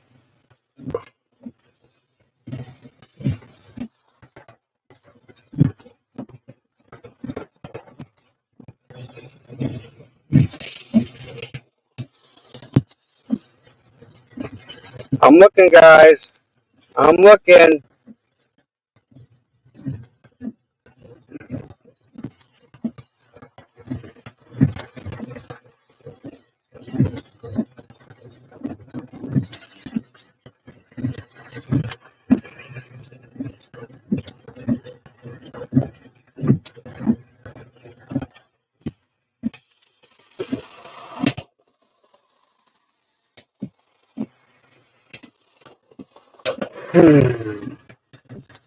Come on.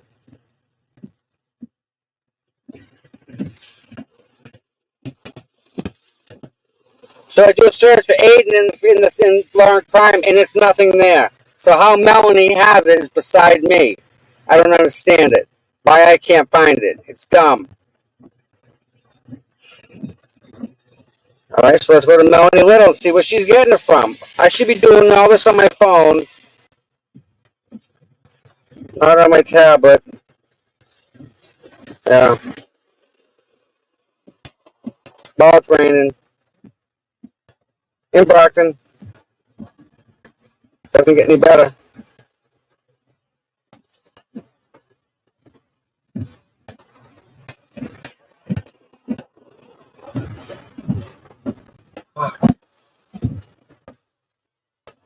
Yeah, Melanie got the number. I don't have that number up.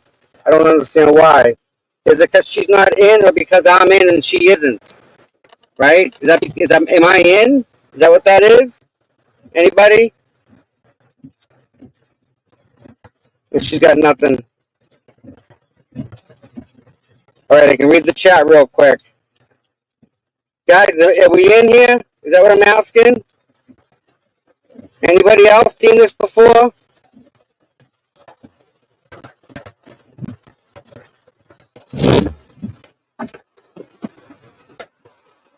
Yeah, I don't need the internet shit. This is all right, Renee. This is right. This means we're in the room. That's all I'm asking. Because this is good then.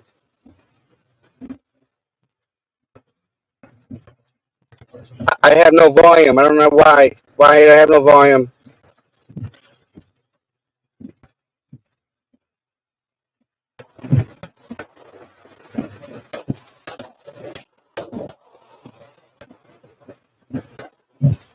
I got nothing. So I got.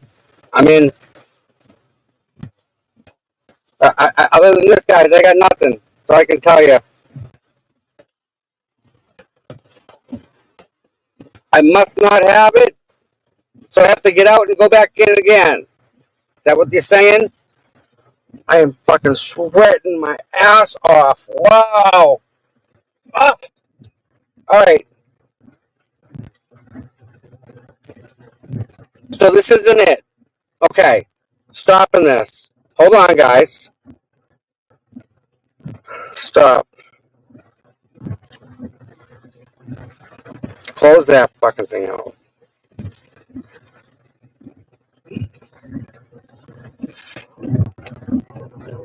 All right. New window. Come on now. Why aren't you moving? What? All right. Now my tablet's locked up. Why, guys? Why is this happening? This does not happen anywhere else. Nowhere. Only today. Unbelievable.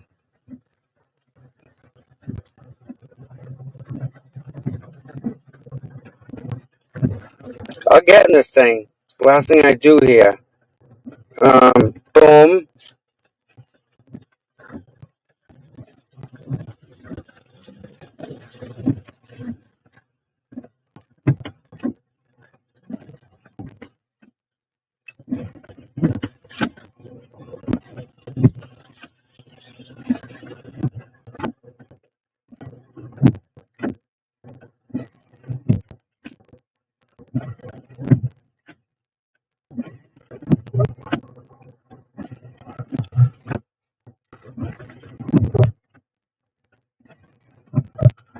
The fuck? Keyboard. Keyboard.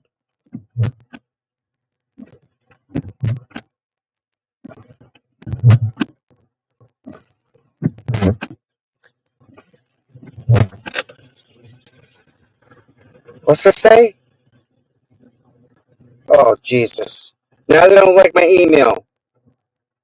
I mean, that worked. I'm in.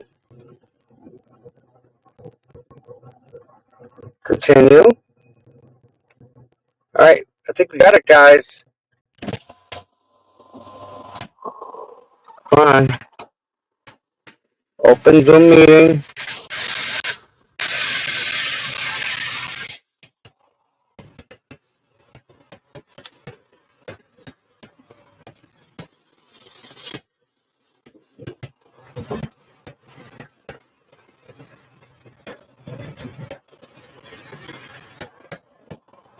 That's it.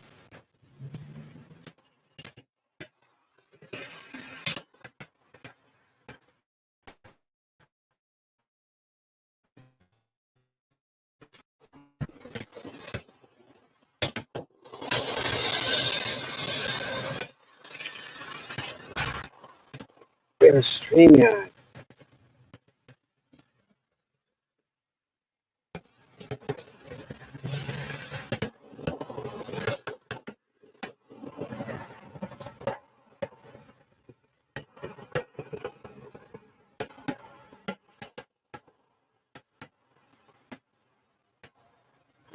All right, guys, you guys see what? There it is, right here.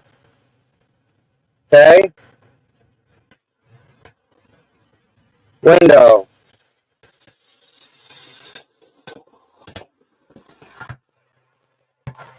This is what I see, guys. Right? It's nothing.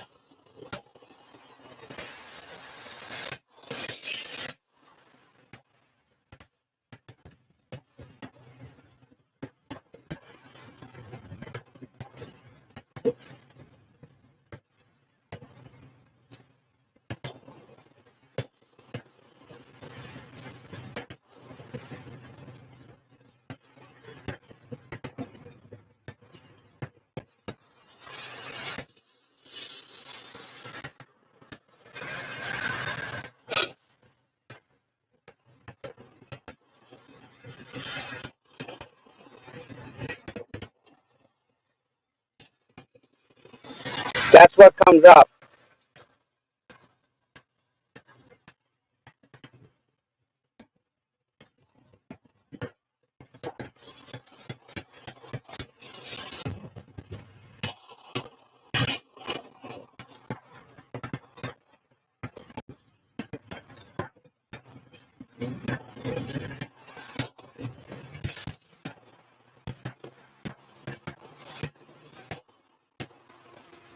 So we're all in. We're all in the same thing. Right?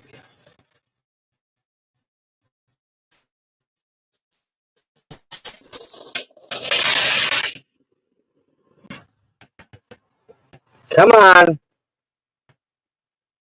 Jesus.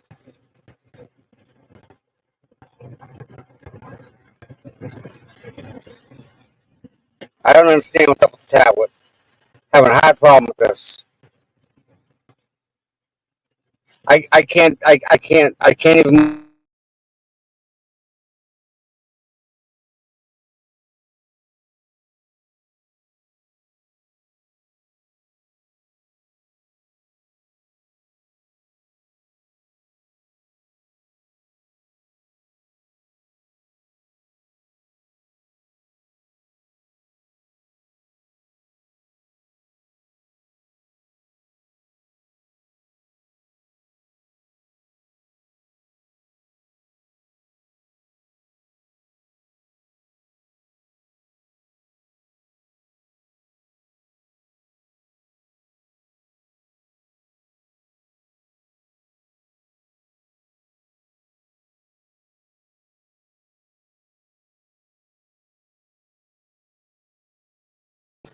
All right.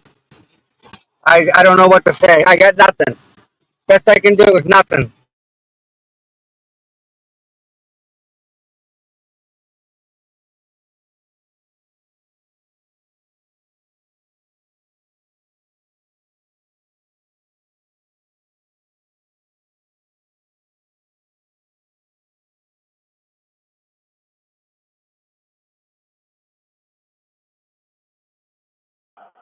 this might, cause election shifts, and that's not a reason to impound things, Your Honor. And initially, we have sort of taken the candy from, from the Commonwealth, and when they say, we'll give you the stuff, but just agree to this protective order. So we want the stuff, but at some point we have to get off of that train, Your Honor.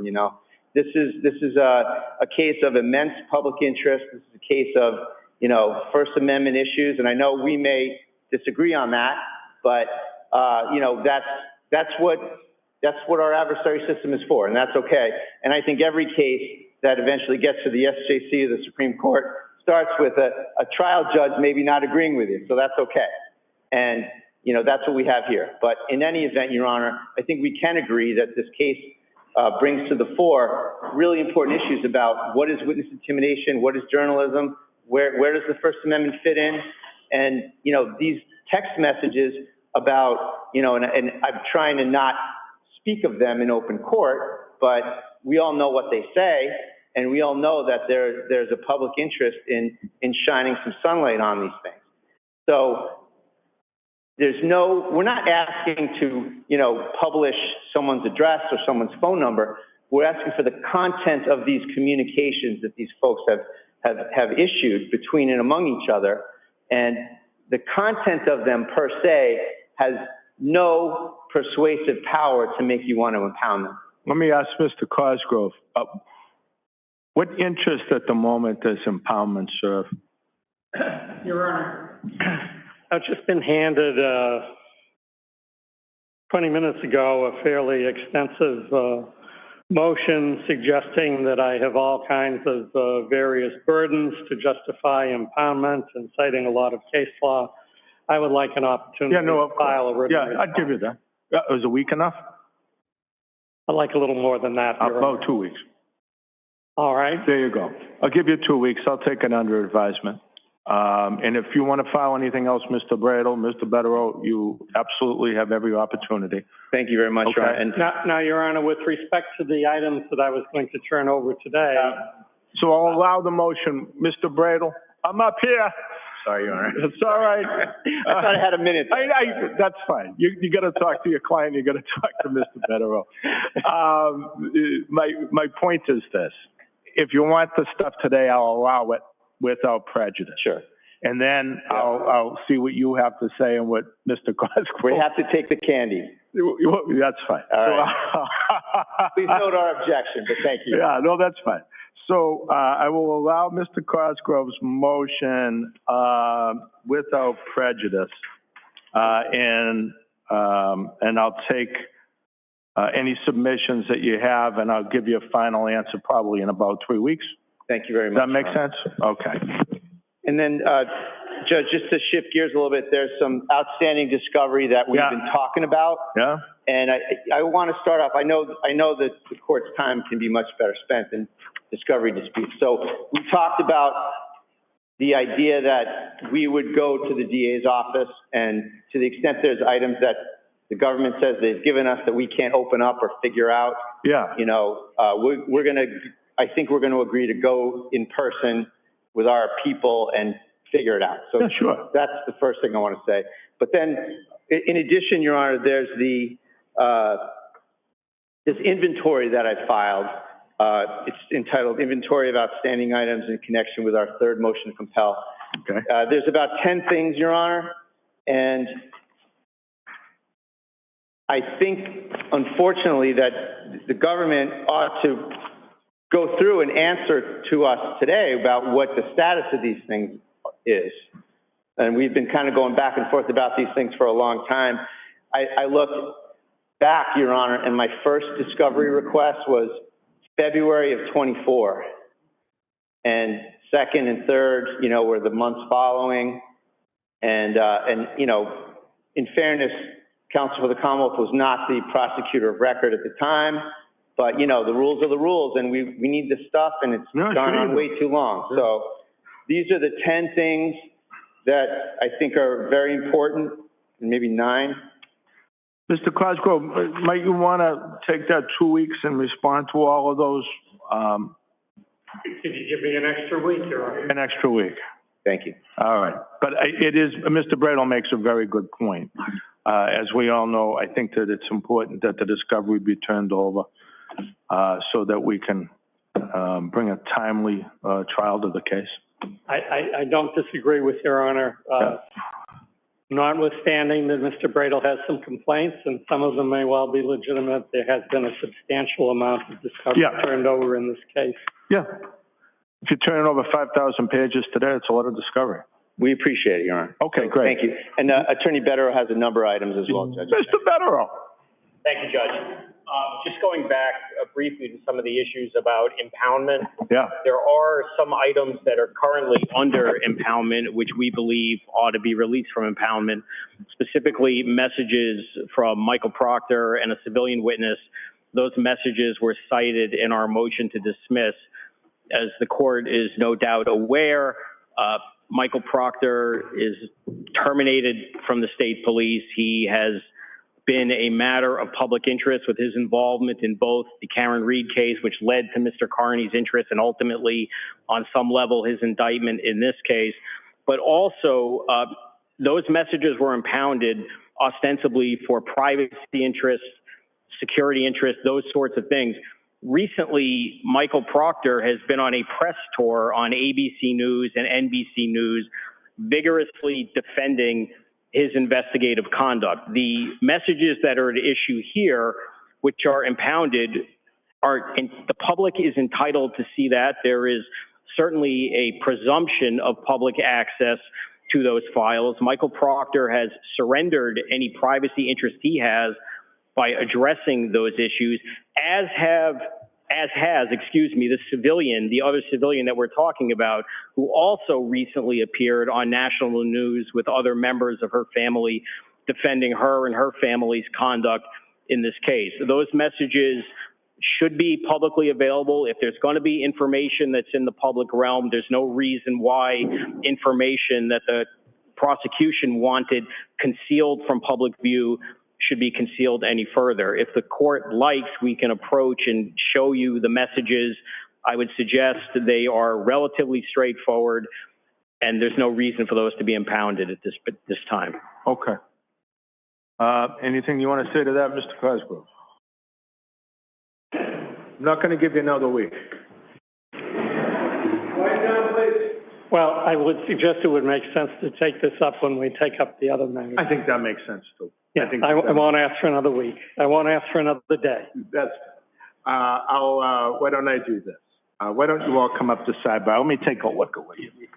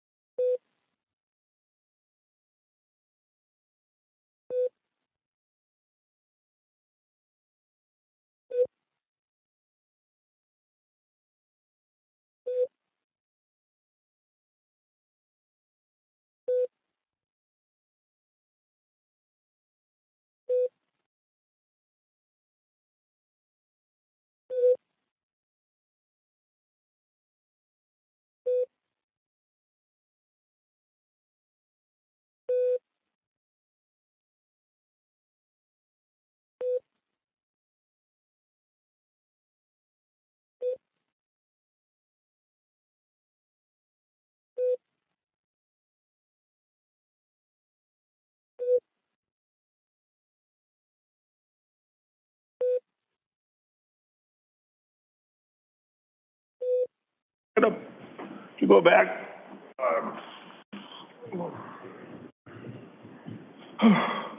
Mr. Betterow, the floor is yours. What else? Thank you. Judge, one outstanding issue relates to the second of the three indictments that relates to Lindsay Gaetani. We moved and were granted a hearing to disqualify Mr. Mello from prosecuting that case because he is an essential witness in that matter. That issue was decided in September of 2024. A hearing was ordered in January of 2025. For reasons which the court is familiar with, that hearing has been put off. Nevertheless, we're looking to move this forward, and the issue is not resolved, and we're led to believe that Mr. Mello will not voluntarily withdraw. For whatever reason, we need to do this hearing. We believe that he's going to be a defense witness in this case. We're getting discovery between him and another civilian witness today, which I think is going to further that application and very likely make him even more a prosecution witness. And we just can't kick this can down the road for close to a year. So we would like to schedule a date for Mr. Mello to either appear, be examined under oath, explain the consequences, which the court, again, is probably familiar with. He was contacted by the complainant during the alleged crime repeatedly, 4 or 5 times over the course of that day. Instead of the police being called, he was an ear witness to these allegations. Respectfully, he needs to come in here, answer these questions so the court can issue a decision as to whether he's going to be allowed to continue or whether we can go through the process of subpoenaing him and any other items that might be of assistance to us with calling him as a witness. Mr. Cosgrove. Could I inquire if Mr. Mello is online? I do not see him. Attorney Mello, last time he did use his name, there is no one with his name on there this time. Can I approach? Of course. Come on up.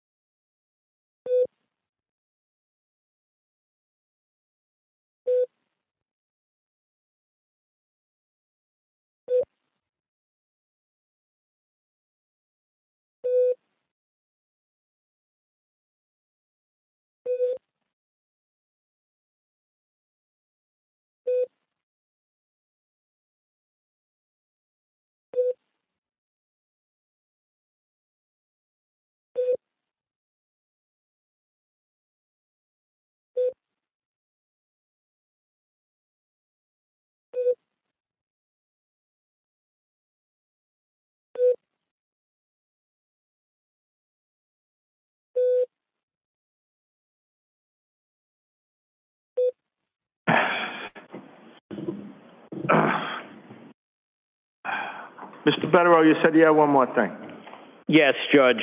Just as it relates to discovery, we have made a series of discovery demands from the prosecution ranging from October of 2024 As of this date, not including whatever was filed today, we have made 4 very thorough, detailed discovery demands sourced regarding contacts between a civilian named Catherine Peter and the state police and the district attorney's office regarding her very unique relationship in all matters involving Mr. Carney. Those demands, which again are in the files, Mr. Cosgrove has them, outline in detail her frequent contacts with the state police, with people that are prosecutors, statements that she has made under oath in court proceedings stating that she helps authorities get Mr. Carney, voice recordings that she has left Mr. Carney indicating that she provides information to them. So we have asked for any discovery related to Ms. Peter going on about a year. Now, today, for the first time, we are admittedly getting something that relates to her communications with Mr. Mello. I'll only note that all materials that relate to Ms. Peter and the prosecution were ordered by the court in early May to have been provided within 20 days. That didn't happen. We got stuff today. That's fine. But the real issue here is that in light of the change in Rule 14 from last March, the game is very different than it might have been before in terms of what the prosecution is obligated to do and what I don't believe they've done in this case, which is go to every member of the prosecution team, which is everyone in the district attorney's office, any of the state police who are involved in these matters, which includes Michael Proctor at the time, Yuri Buchanan, Lieutenant Tully, Fanning, there's a whole list of them. The Karen Reed prosecutors who are also covered, who got a little bit involved, as the court is aware, in Mr. Carney's case and may or may not have had a relationship with her too. She has made statements allegedly indicating some involvement in that case. The rule requires the prosecution, whether they credit the information or not, to contact each individual that is on the prosecution team and make an inquiry and find out whether there is any material and disclose it. We don't think that that has happened. We respectfully submit that is something that Mr. Cosgrove has to do. In particular, I would draw the court's attention to testimony that was given by a member of the state police in February of 2024, which led to a wiretapping charge against Mr. Carney, in which Fanning of the state police stated under oath that they received a recording, a 30-second recording from Catherine Peter, that it was given to Lieutenant Tully and then given to Fanning, and we have no evidence of that. We don't have a copy of the recording. We were given the wrong recording in that regard.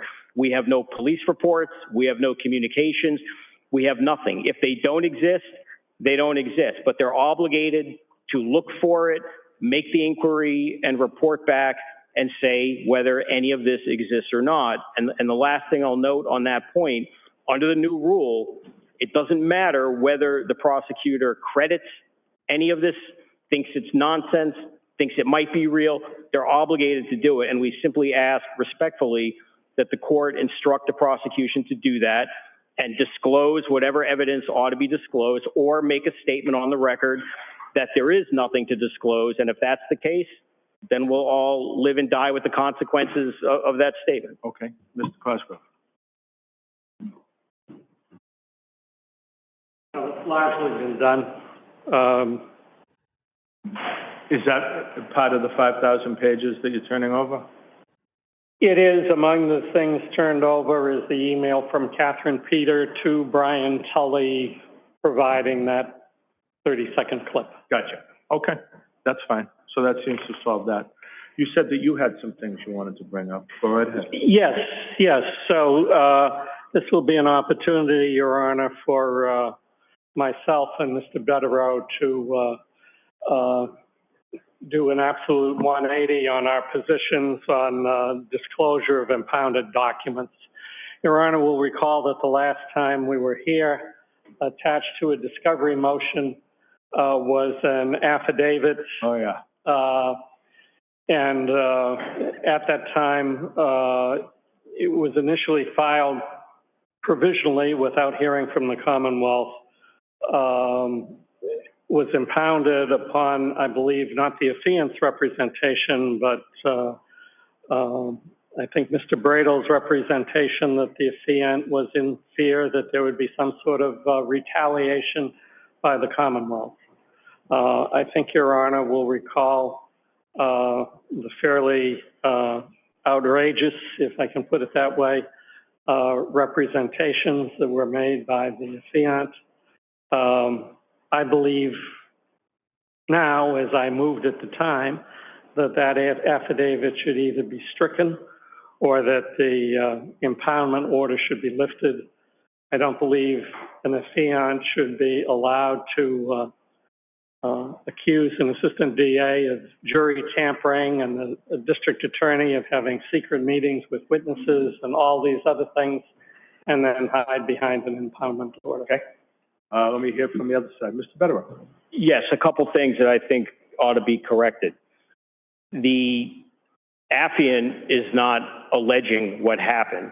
The affiant is alleging under oath that she was told by another individual who we were discussing earlier what happened. That's the first point. The second point is that document was attached as an exhibit to a discovery demand.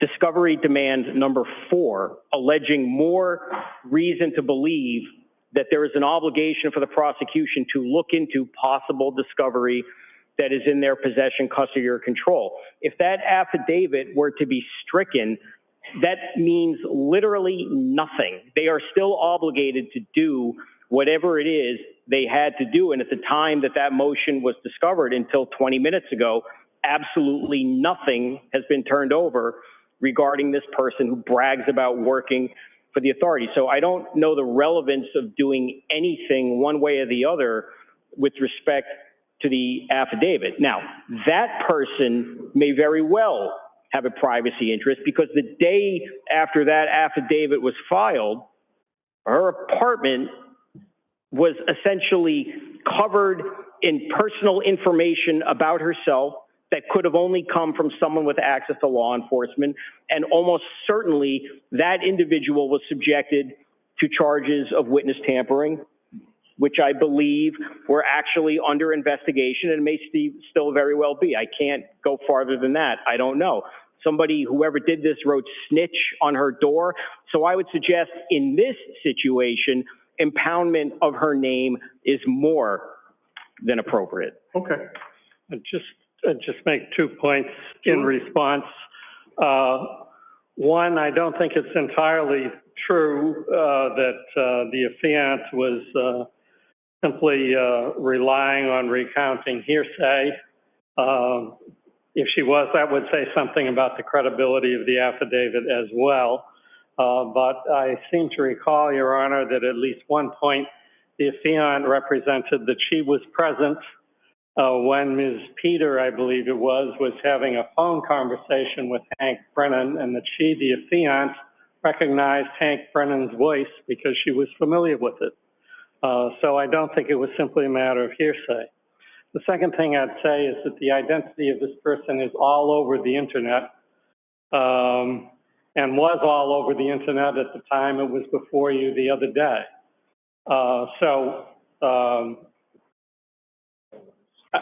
I don't know what the interest is, given those circumstances, in concealing it in the court papers. Okay. Judge, I'm sorry, and I'm sorry. I'm sorry, go ahead. Could I just add one thing? Yeah,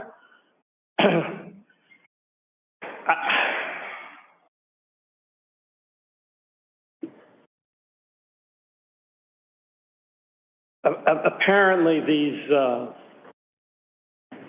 things that were affixed to her door in her apartment building, which is the same apartment building that Ms. Peters lives in. And I think the implication was made at the time.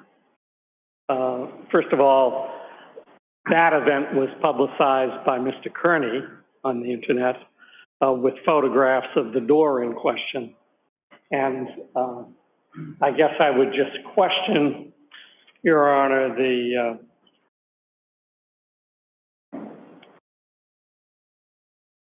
source of those documents, let's put it that way. Okay. Just very quickly, Your Honor, in terms of this individual's name being on the internet, there are two reasons for that. The first is because Ms. Peter identified her publicly and led to this kind of harassment. The other reason, and this was no question a mistake, but Mr. Cosgrove mentioned her name accidentally, and no question, no malintent, but her name was stated in open court, and as you can see, people watch in court, online, and whatnot. So the fact that her name had been put out accidentally through no fault, with no malintent, is not a reason, I think, to just open up the affidavit to her name. Okay. Thank you all. So we have a date for, what was that, August? What was the date, Margaret? August 13th for August discovery 13th. compliance. And then we'll pick a date for the other issue. Am I correct, Mr. Cosgrove? Yeah. Towards the end of the month? Now, or do you want to pick it on? Why don't we pick it on the 13th? I think that makes sense. All right, I may have some, I'm sorry, I should be standing. That's okay. I may have some information about, That's fine. the health status at that time. All right. We'll see you all on August 13th. Thank you. Okay, thank you all. One more, Your Honor. Go ahead. Oh, sorry. I believe we have an agreement, Mr. Bradel has responded relative to the source code for accessing the search of the devices. Yep.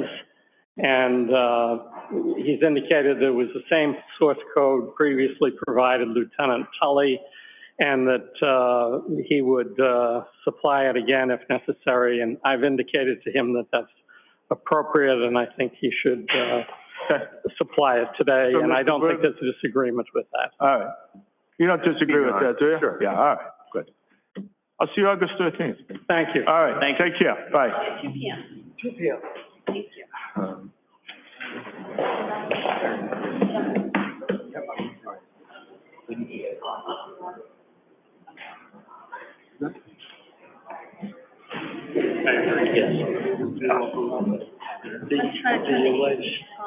We have any lobbies we could go? Yeah, we're gonna take that. We'll take it across the Yes. street. Yeah. Just get out of I'm not aware that, I'll check on that. I know I saw something where she said in a text message to this Jean lady, this message she said, thank you.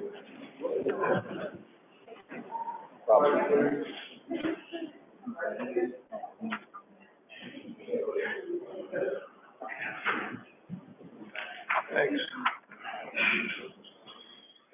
Yeah. Yeah. Okay, next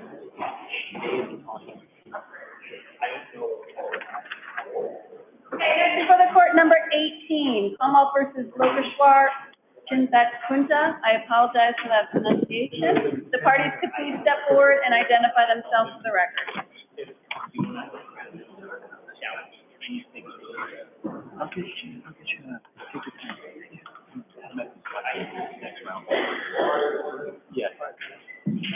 No rush. Can somebody full screen me? Take a shower.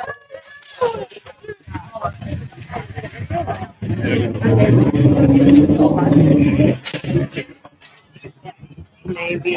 Sure. What are you gonna do, right? Thank you. What are you gonna do? Hang in there, right?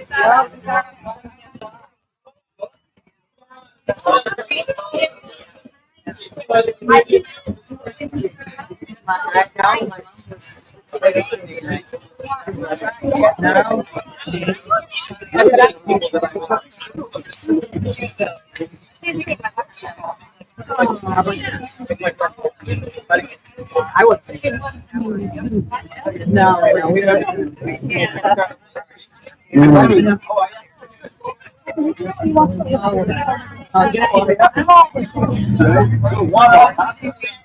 Hey, listen, everybody, if you're new here, please like and subscribe.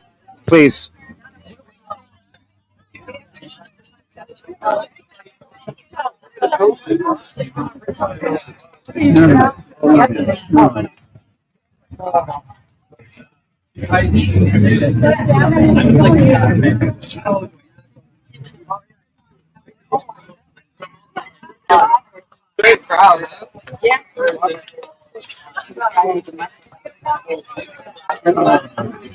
And they just keep rolling out.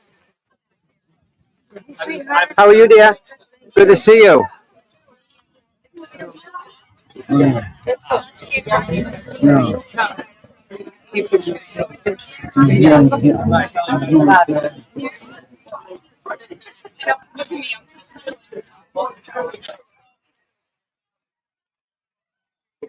What's up, Tom? How you doing, bud? Good, buddy. How you Good doing? to see you. Yeah. I'm just checking them, making sure they work. Yeah.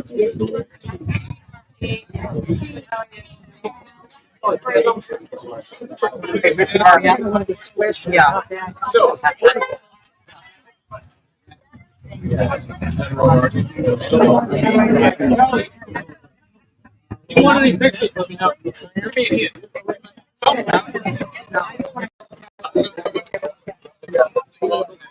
Oh. Could you see Sorry. No, I supposed to scoot over there. You want to get in there? Just scooch. Yeah, go right ahead. She can. I think I'll see if I can do it. Turn it around. You got to maybe ask them. Attorney. I know they had like how many documents that they want on each of it. Yeah, it looks interesting. 5,000 pages. We'll have it worked out for us, and I think it'll probably move the needle pretty well. 5,000 people. Looking forward to looking at I it. may have missed it. So, Hey, can you Jess. talk, hi, attorney, how are you? Good. Can you talk a little bit about removing Attorney Mello from this case? Have you spoken to him? Is it something he's not willing to do? He stated that he's not going to remove himself. How's that going to go? We haven't spoken with them. I think it's been papered throughout the case. We filed all sorts of motions.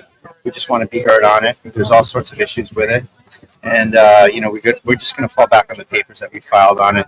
We're just at this point we're just trying to get a hearing so we can make our arguments that we've laid out.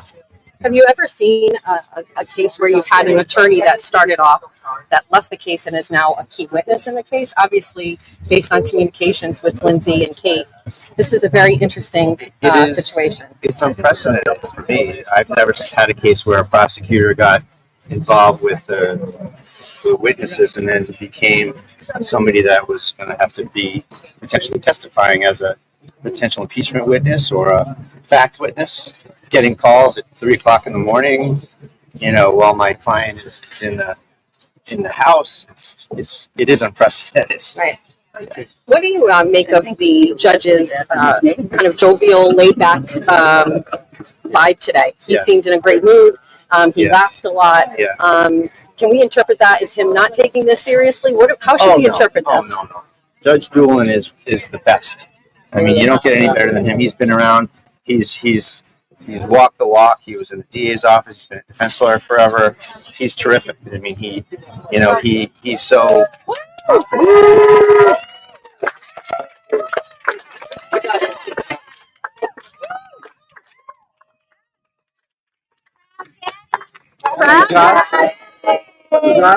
Yeah. I noticed you took part in the bench hearings, conferences. How'd that go for you? Darren can do it. Why can't I? Yeah. Was it worthwhile? Yeah. Find out interesting stuff that you don't know is happening. But you probably can't talk about them. Yeah, you can't talk about them, but apparently you're allowed to, so why not?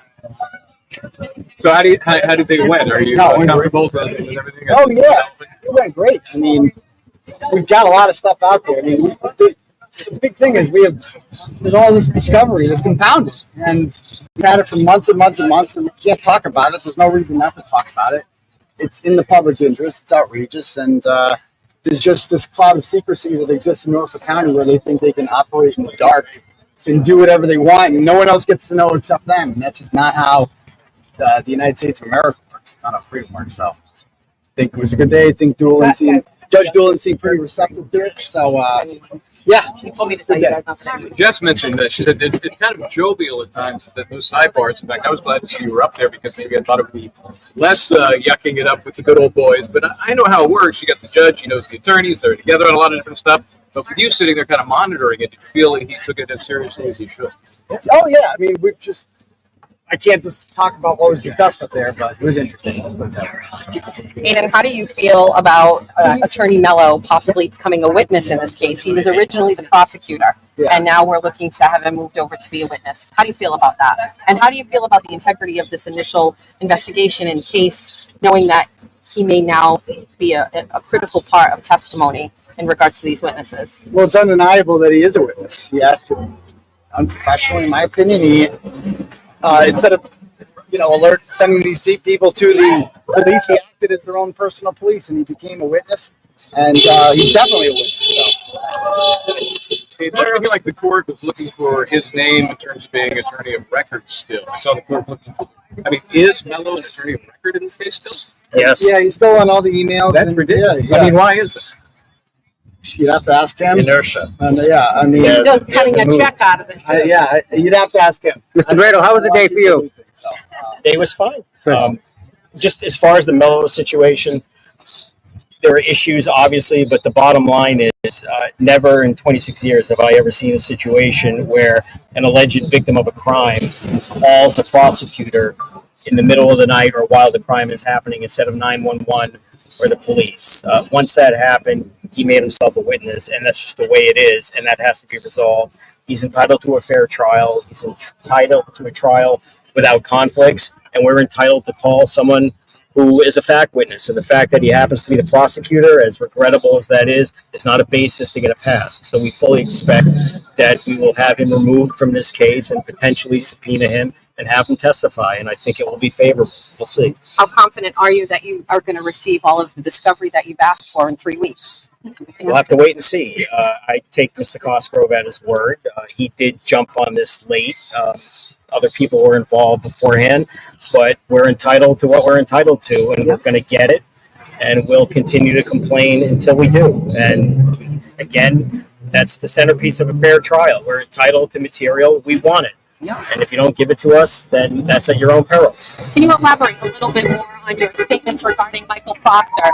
You said that he's out doing a press tour, that the expectation of privacy has kind of all gone out the window at this point. Can you talk a little bit more about that? Michael Proctor is a disgraced, corrupt, former state trooper who was terminated for his conduct in the case that Mr. Carney covered.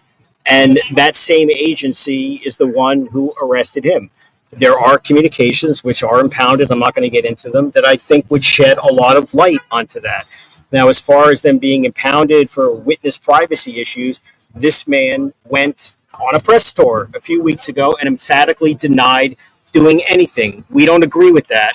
But if you're going to put out piecemeal coverage publicly, trials are supposed to be fair, open, public access. The public ought to see exactly what he was saying and who he was saying it to before he was arrested and why that was. It's just public access and part of a fair trial. That's all. So who is the Commonwealth protecting at this point?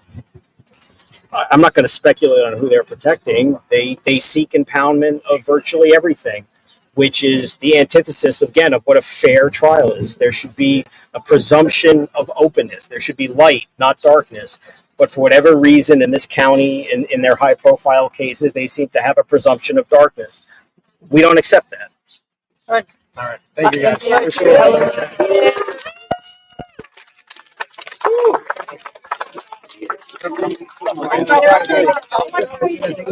Thank you. And you want to say anything to everybody else? Better out with you. Love you guys. We'll be there on the next day. Oh, nice to meet you. Yeah, can you? Thank you. Can you take? Can you? Yeah. Thank you. Can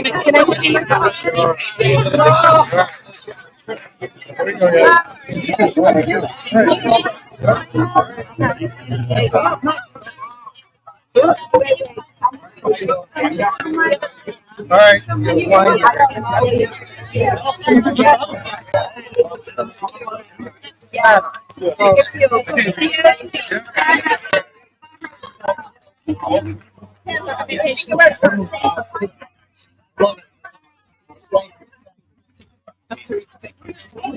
Oh, cool. I got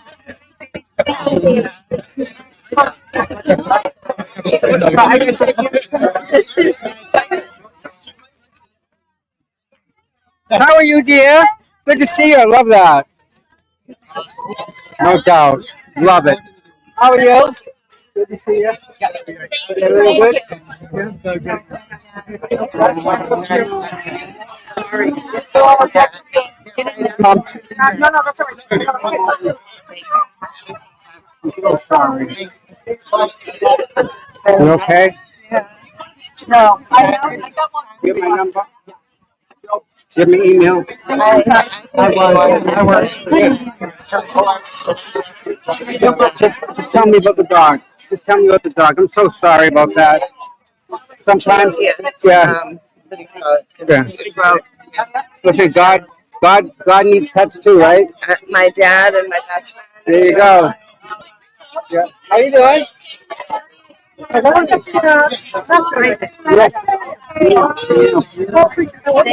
we're trying to get a picture of my dinner with you. Well, you get a picture? No? No, it's your phone. I'll take it. People do it, I do it. Get him now. Before he gets famous, not going to get near him. Telling you. Telling you. Tell him. I promise you. Just go ahead. I'll get a picture. Sure. It's all right. Got it. Yeah, no. I try and help everybody out. If they need a picture taken, click. I'm here anyway, right?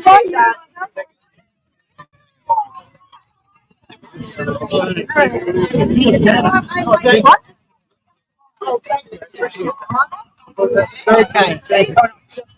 How you doing? All right. Go ahead. Next. Walk right up there. Yeah. Wait a minute. Is she in there? Yeah, I do. No, I don't think she was. Yeah, all right.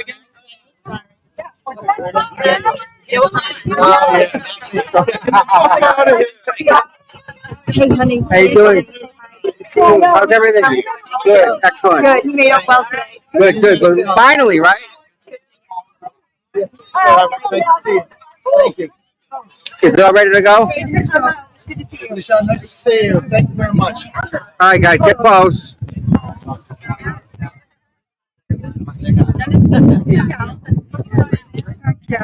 You're welcome, dear. Thank you. Absolutely. There's a photographer. Good day, Aidan. Nice to see you, brother. Thank you, honey. Yeah, you're welcome. Hey, have a good day. Tommy, nice Hey, to catch see you in the you. morning, right? What's that? Catch you in the morning for the show? Oh, it's tomorrow In the morning? What time? Whenever. 7, 8, you tell me. Tomorrow morning? Yeah, what's best for you? I'll message you. All right, let me know. Call on you. Yeah. Yes, exactly. I know.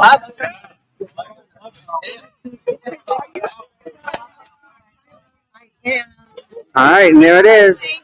You're welcome. I got a bunch for you. You can go through them and see, I want this one, I don't want that one. Thank you. How you doing?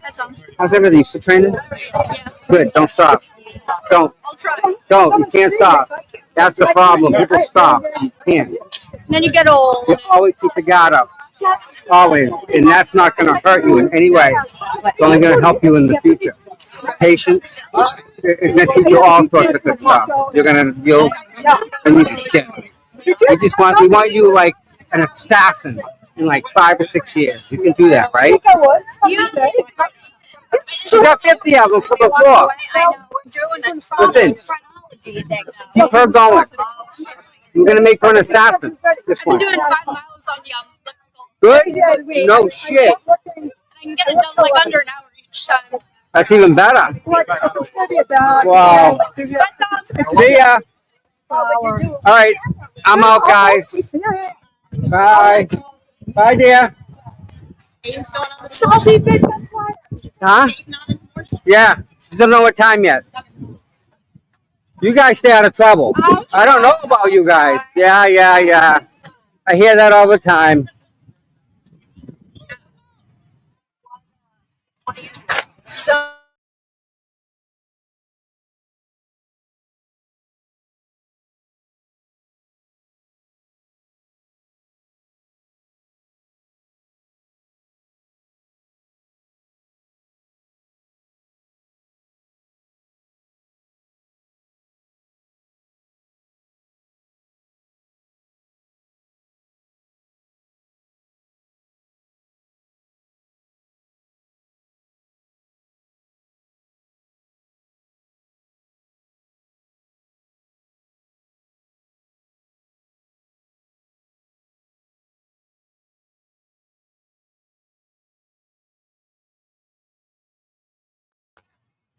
All right, man. Sorry about that. All right. So we got Tim Bradle. We got a great interview with Bradle. If you listen to Bradle, listen to what he says. It's really important. And then I asked Bedro about his day today, and he kind of went on a little thing, which is great. I mean, I love when these guys talk because they're not wrong. That's what we were taught in the academy when we had to do this law shit. Chain of custody. If you don't have chain of custody, you got nothing. And there's no chain of custody of this Kate Peter message that they supposedly just gave him. Out of 5,000 pages. Hi. Okay. I'm Tom. Yeah. Hello. I'm here. Nice to see you. Get a picture. Get a picture. I look terrible. It's like look at me. We're sweating in our car. Oh my God, it's a million. Isn't it so? But we've been out here harder though. Well, I haven't because I work every Jesus day from Christ, I look great. I work every day from Wow. 7 to 6, so I haven't. This is the first time I've been able to come. What do you think? Because I'm on vacation this week. Yeah, but what do you think of the people here? It's great. Wasn't it great? Yeah. Yeah. I was worried he wasn't going to get the turnout. You know what I mean? Oh no, you get a good core group of people. I'm glad the second round people showed up. Yeah, right. Like, you know what I mean? The second people. Yeah. The first round of people are always there. Second round people sometimes. I don't know where you parked. I parked down. I'm right down here. I'm straight down here too. Oh, is there? Yep, over here. So I'm glad. Maybe you had good luck. You came and he ended up doing good today, right? Yeah. Over here. I know. I was like, I'm like, you live in Whitman, right? Yeah. So I grew up in Cohasset. Okay. So we must have played each other in. Oh yeah, I'm sure. Jerusalem Road. I have a bunch of customers live on that road. Oh really? Yeah. I lived on off of Forest Ave. On Okay. Drive, I got relatives live in Situate, right by the lighthouse. All right. Yeah. They almost get wiped out every year. They're close. I don't know what year you graduated in. 88. See, I graduated in 90. Really? I'm going to be 53 in August. Really? Yeah. Really? Really? Yeah. So. Okay. Nice meeting you. Nice meeting you too. I'll talk to you later. You have a wonderful day. I talk to you online. I always watch your streams. Well, thank you. You saved me because, like I said, I work every day 7 to 6, Yeah. Monday through Friday. Yeah.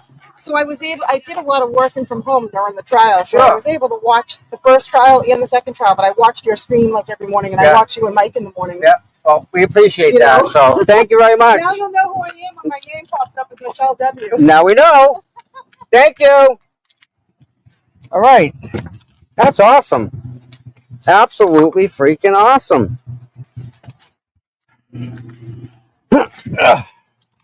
Just buff people. It's okay. It's okay. So, last time the bus gets talked about. All right. Let's do this. You know what I'm going to do? I'm doing this. Now I can read the chat. Ha ha ha. How about that? Oh, Melanie sent you. Did she really send you guys over? That's awesome. Melanie's awesome. You really got to give it up. You got to give it up to these ladies that still have families and are still streaming for us, you know, and carrying on a family, which is a full-time job in itself. You got to give it to the women. I'm sorry. The guys can go out and work 8 hours a day, come home and friggin' be wiped out. That's just how guys operate, I guess. But you women, I tell you, you guys are just different. Built different. So, it's a good day for Aidan today. Very good day for Aidan. And, yeah. His lawyers are, you know, kind of unusual for a lawyer to be part of or to be on the witness list. That's bizarre. Whatever, we gotta figure that one out. Minion Mike's okay. What happened to Minion Mike? Is Minion Mike doing? What's wrong with him? Is he okay?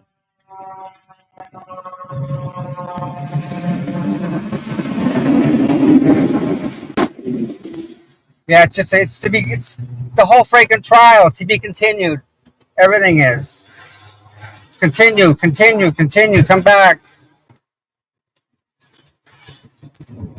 Oh, it's hot out. If anyone's donated, I'm sorry, I haven't seen it, but my Cash App and the Venmo are CPUTOM. Pam Benefoyle sent me some money this morning, so I want to thank Pam for that.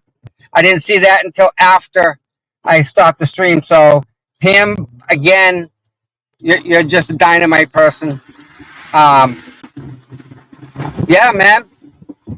Anyone that's rich want to adopt me, I'm open to that too.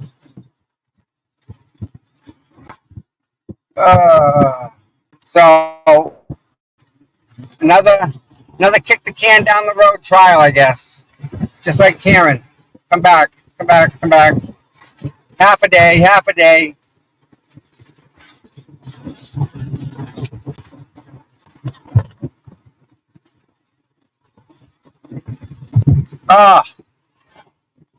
It is humid out. What else? Oh, like and subscribe. That helps everything. Like and subscribe thing. And we'll be live tomorrow. I asked Aidan about coming on the show tomorrow, so he's gonna send me a message and figure it out. He doesn't have to come on. It's just invitations there. That's all. He can come on next week. Damn, he can come on whenever he wants. But all I can do is offer, right? So we'll see where that goes. Interesting too. Brooklyn Rules MBA. Thank you for that. Thank you. Debbie, thank you. Everybody here, thank you. Really, I appreciate it. I do. You guys are the reason I do this, you know? And it was a battle today, trust me. It was a battle. The battery was dead in the car, which is strange because nothing was left on. But yet the battery died. But so I fought through that. It's a little late. Remote controlling my PC from home. That was a kind of a horror show. My mod stepped in. They took over. Things went smooth from there. Wendy, thank you for watching. I hope you guys got a good interview with Aidan and his attorneys. I hope the volume was good with that. So that, well, Plug Russ, thank you for seeing that, Plugs. I do my best. Oh, Melanie is awesome. I deeply respect the female law tubers that are on. I mean, they got families and they do this, and this is almost a full-time job. You got kids on top of it, forget it. Full-time. So, thank you, Donkey. Thank you, Buzz. We're gonna see you guys tomorrow, though. Yeah. I told Melanie she can use my stream whenever I'm outside of court. That stuff, I told she can watch it. Like, she can use it on her stream because I respect her. I respect Melanie like that. And yeah, absolutely. So, we try and send people back and forth because we all kind of have the same people, like you guys, you know, and we're very appreciative of every single person that watches. That's the thing too. Like, how do you say thank you a million times to every single person that's watching? Because, you know, it means that much. So, yeah, it's a pretty good day. See what happens. It can only get better, right? It can only get better. I know there's a bunch of traffic in front of me. I'm not sure you want to stay on and listen to me babble.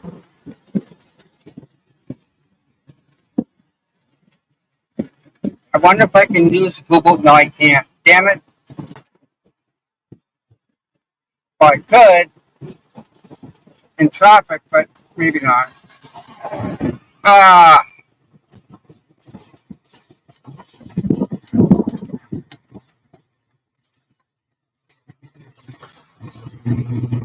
Alrighty.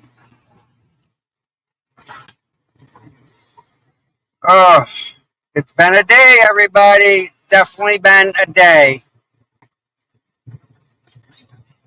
You guys don't need to see this traffic. It's hideous. You know, it's bad. Like, it's stopped completely. I don't think I can see this.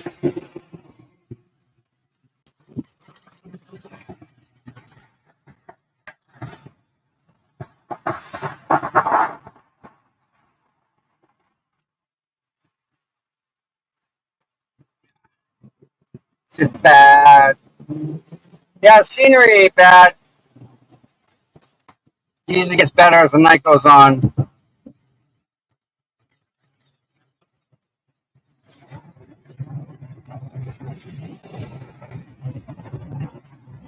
Yep.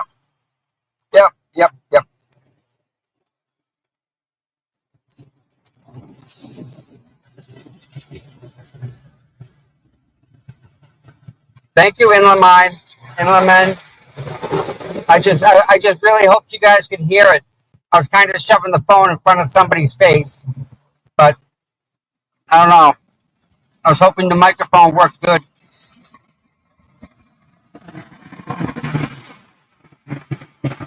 So, my pleasure.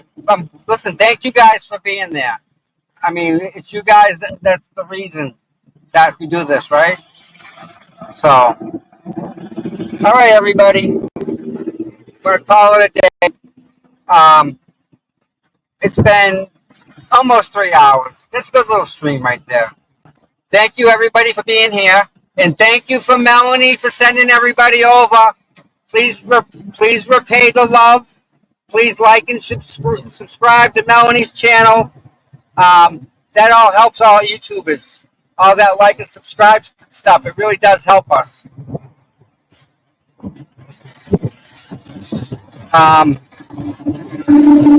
Yeah. It helps a lot. So, yeah. All right, everybody. Listen, you all have a wonderful day. Be safe, everybody. And we will see you guys in the morning. Get some rest. Bye.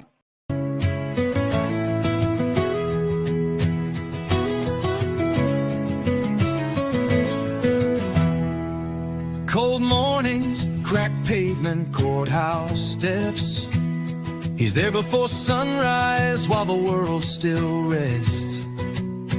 No cameras needed, no spotlight glare. Just a man with a purpose always standing there, facing the crowd, but the fight in his veins, truth in his hands, pushing through the rain. Karen sees him, she knows what it means when you've got boots on the ground and you fight for your dreams. Boots on the ground, day after day, standing for truth in the hardest way. No fame, no glory, just a promise kept. Tom CPU, you never left. He don't ask for credit, don't ask for praise, just fight in the good fight in 1,000 ways. When the cameras fade and the voices die, he's still right there, never asking why. He's got a handshake that you can trust, eyes that don't blink when it comes to us. Karen smiles because she knows it's true. She's got a soldier and his name's CPU. Boots on the ground, day after day, standing for truth in the hardest way. No fame, no glory, just a promise kept. Tom CPU, you never left.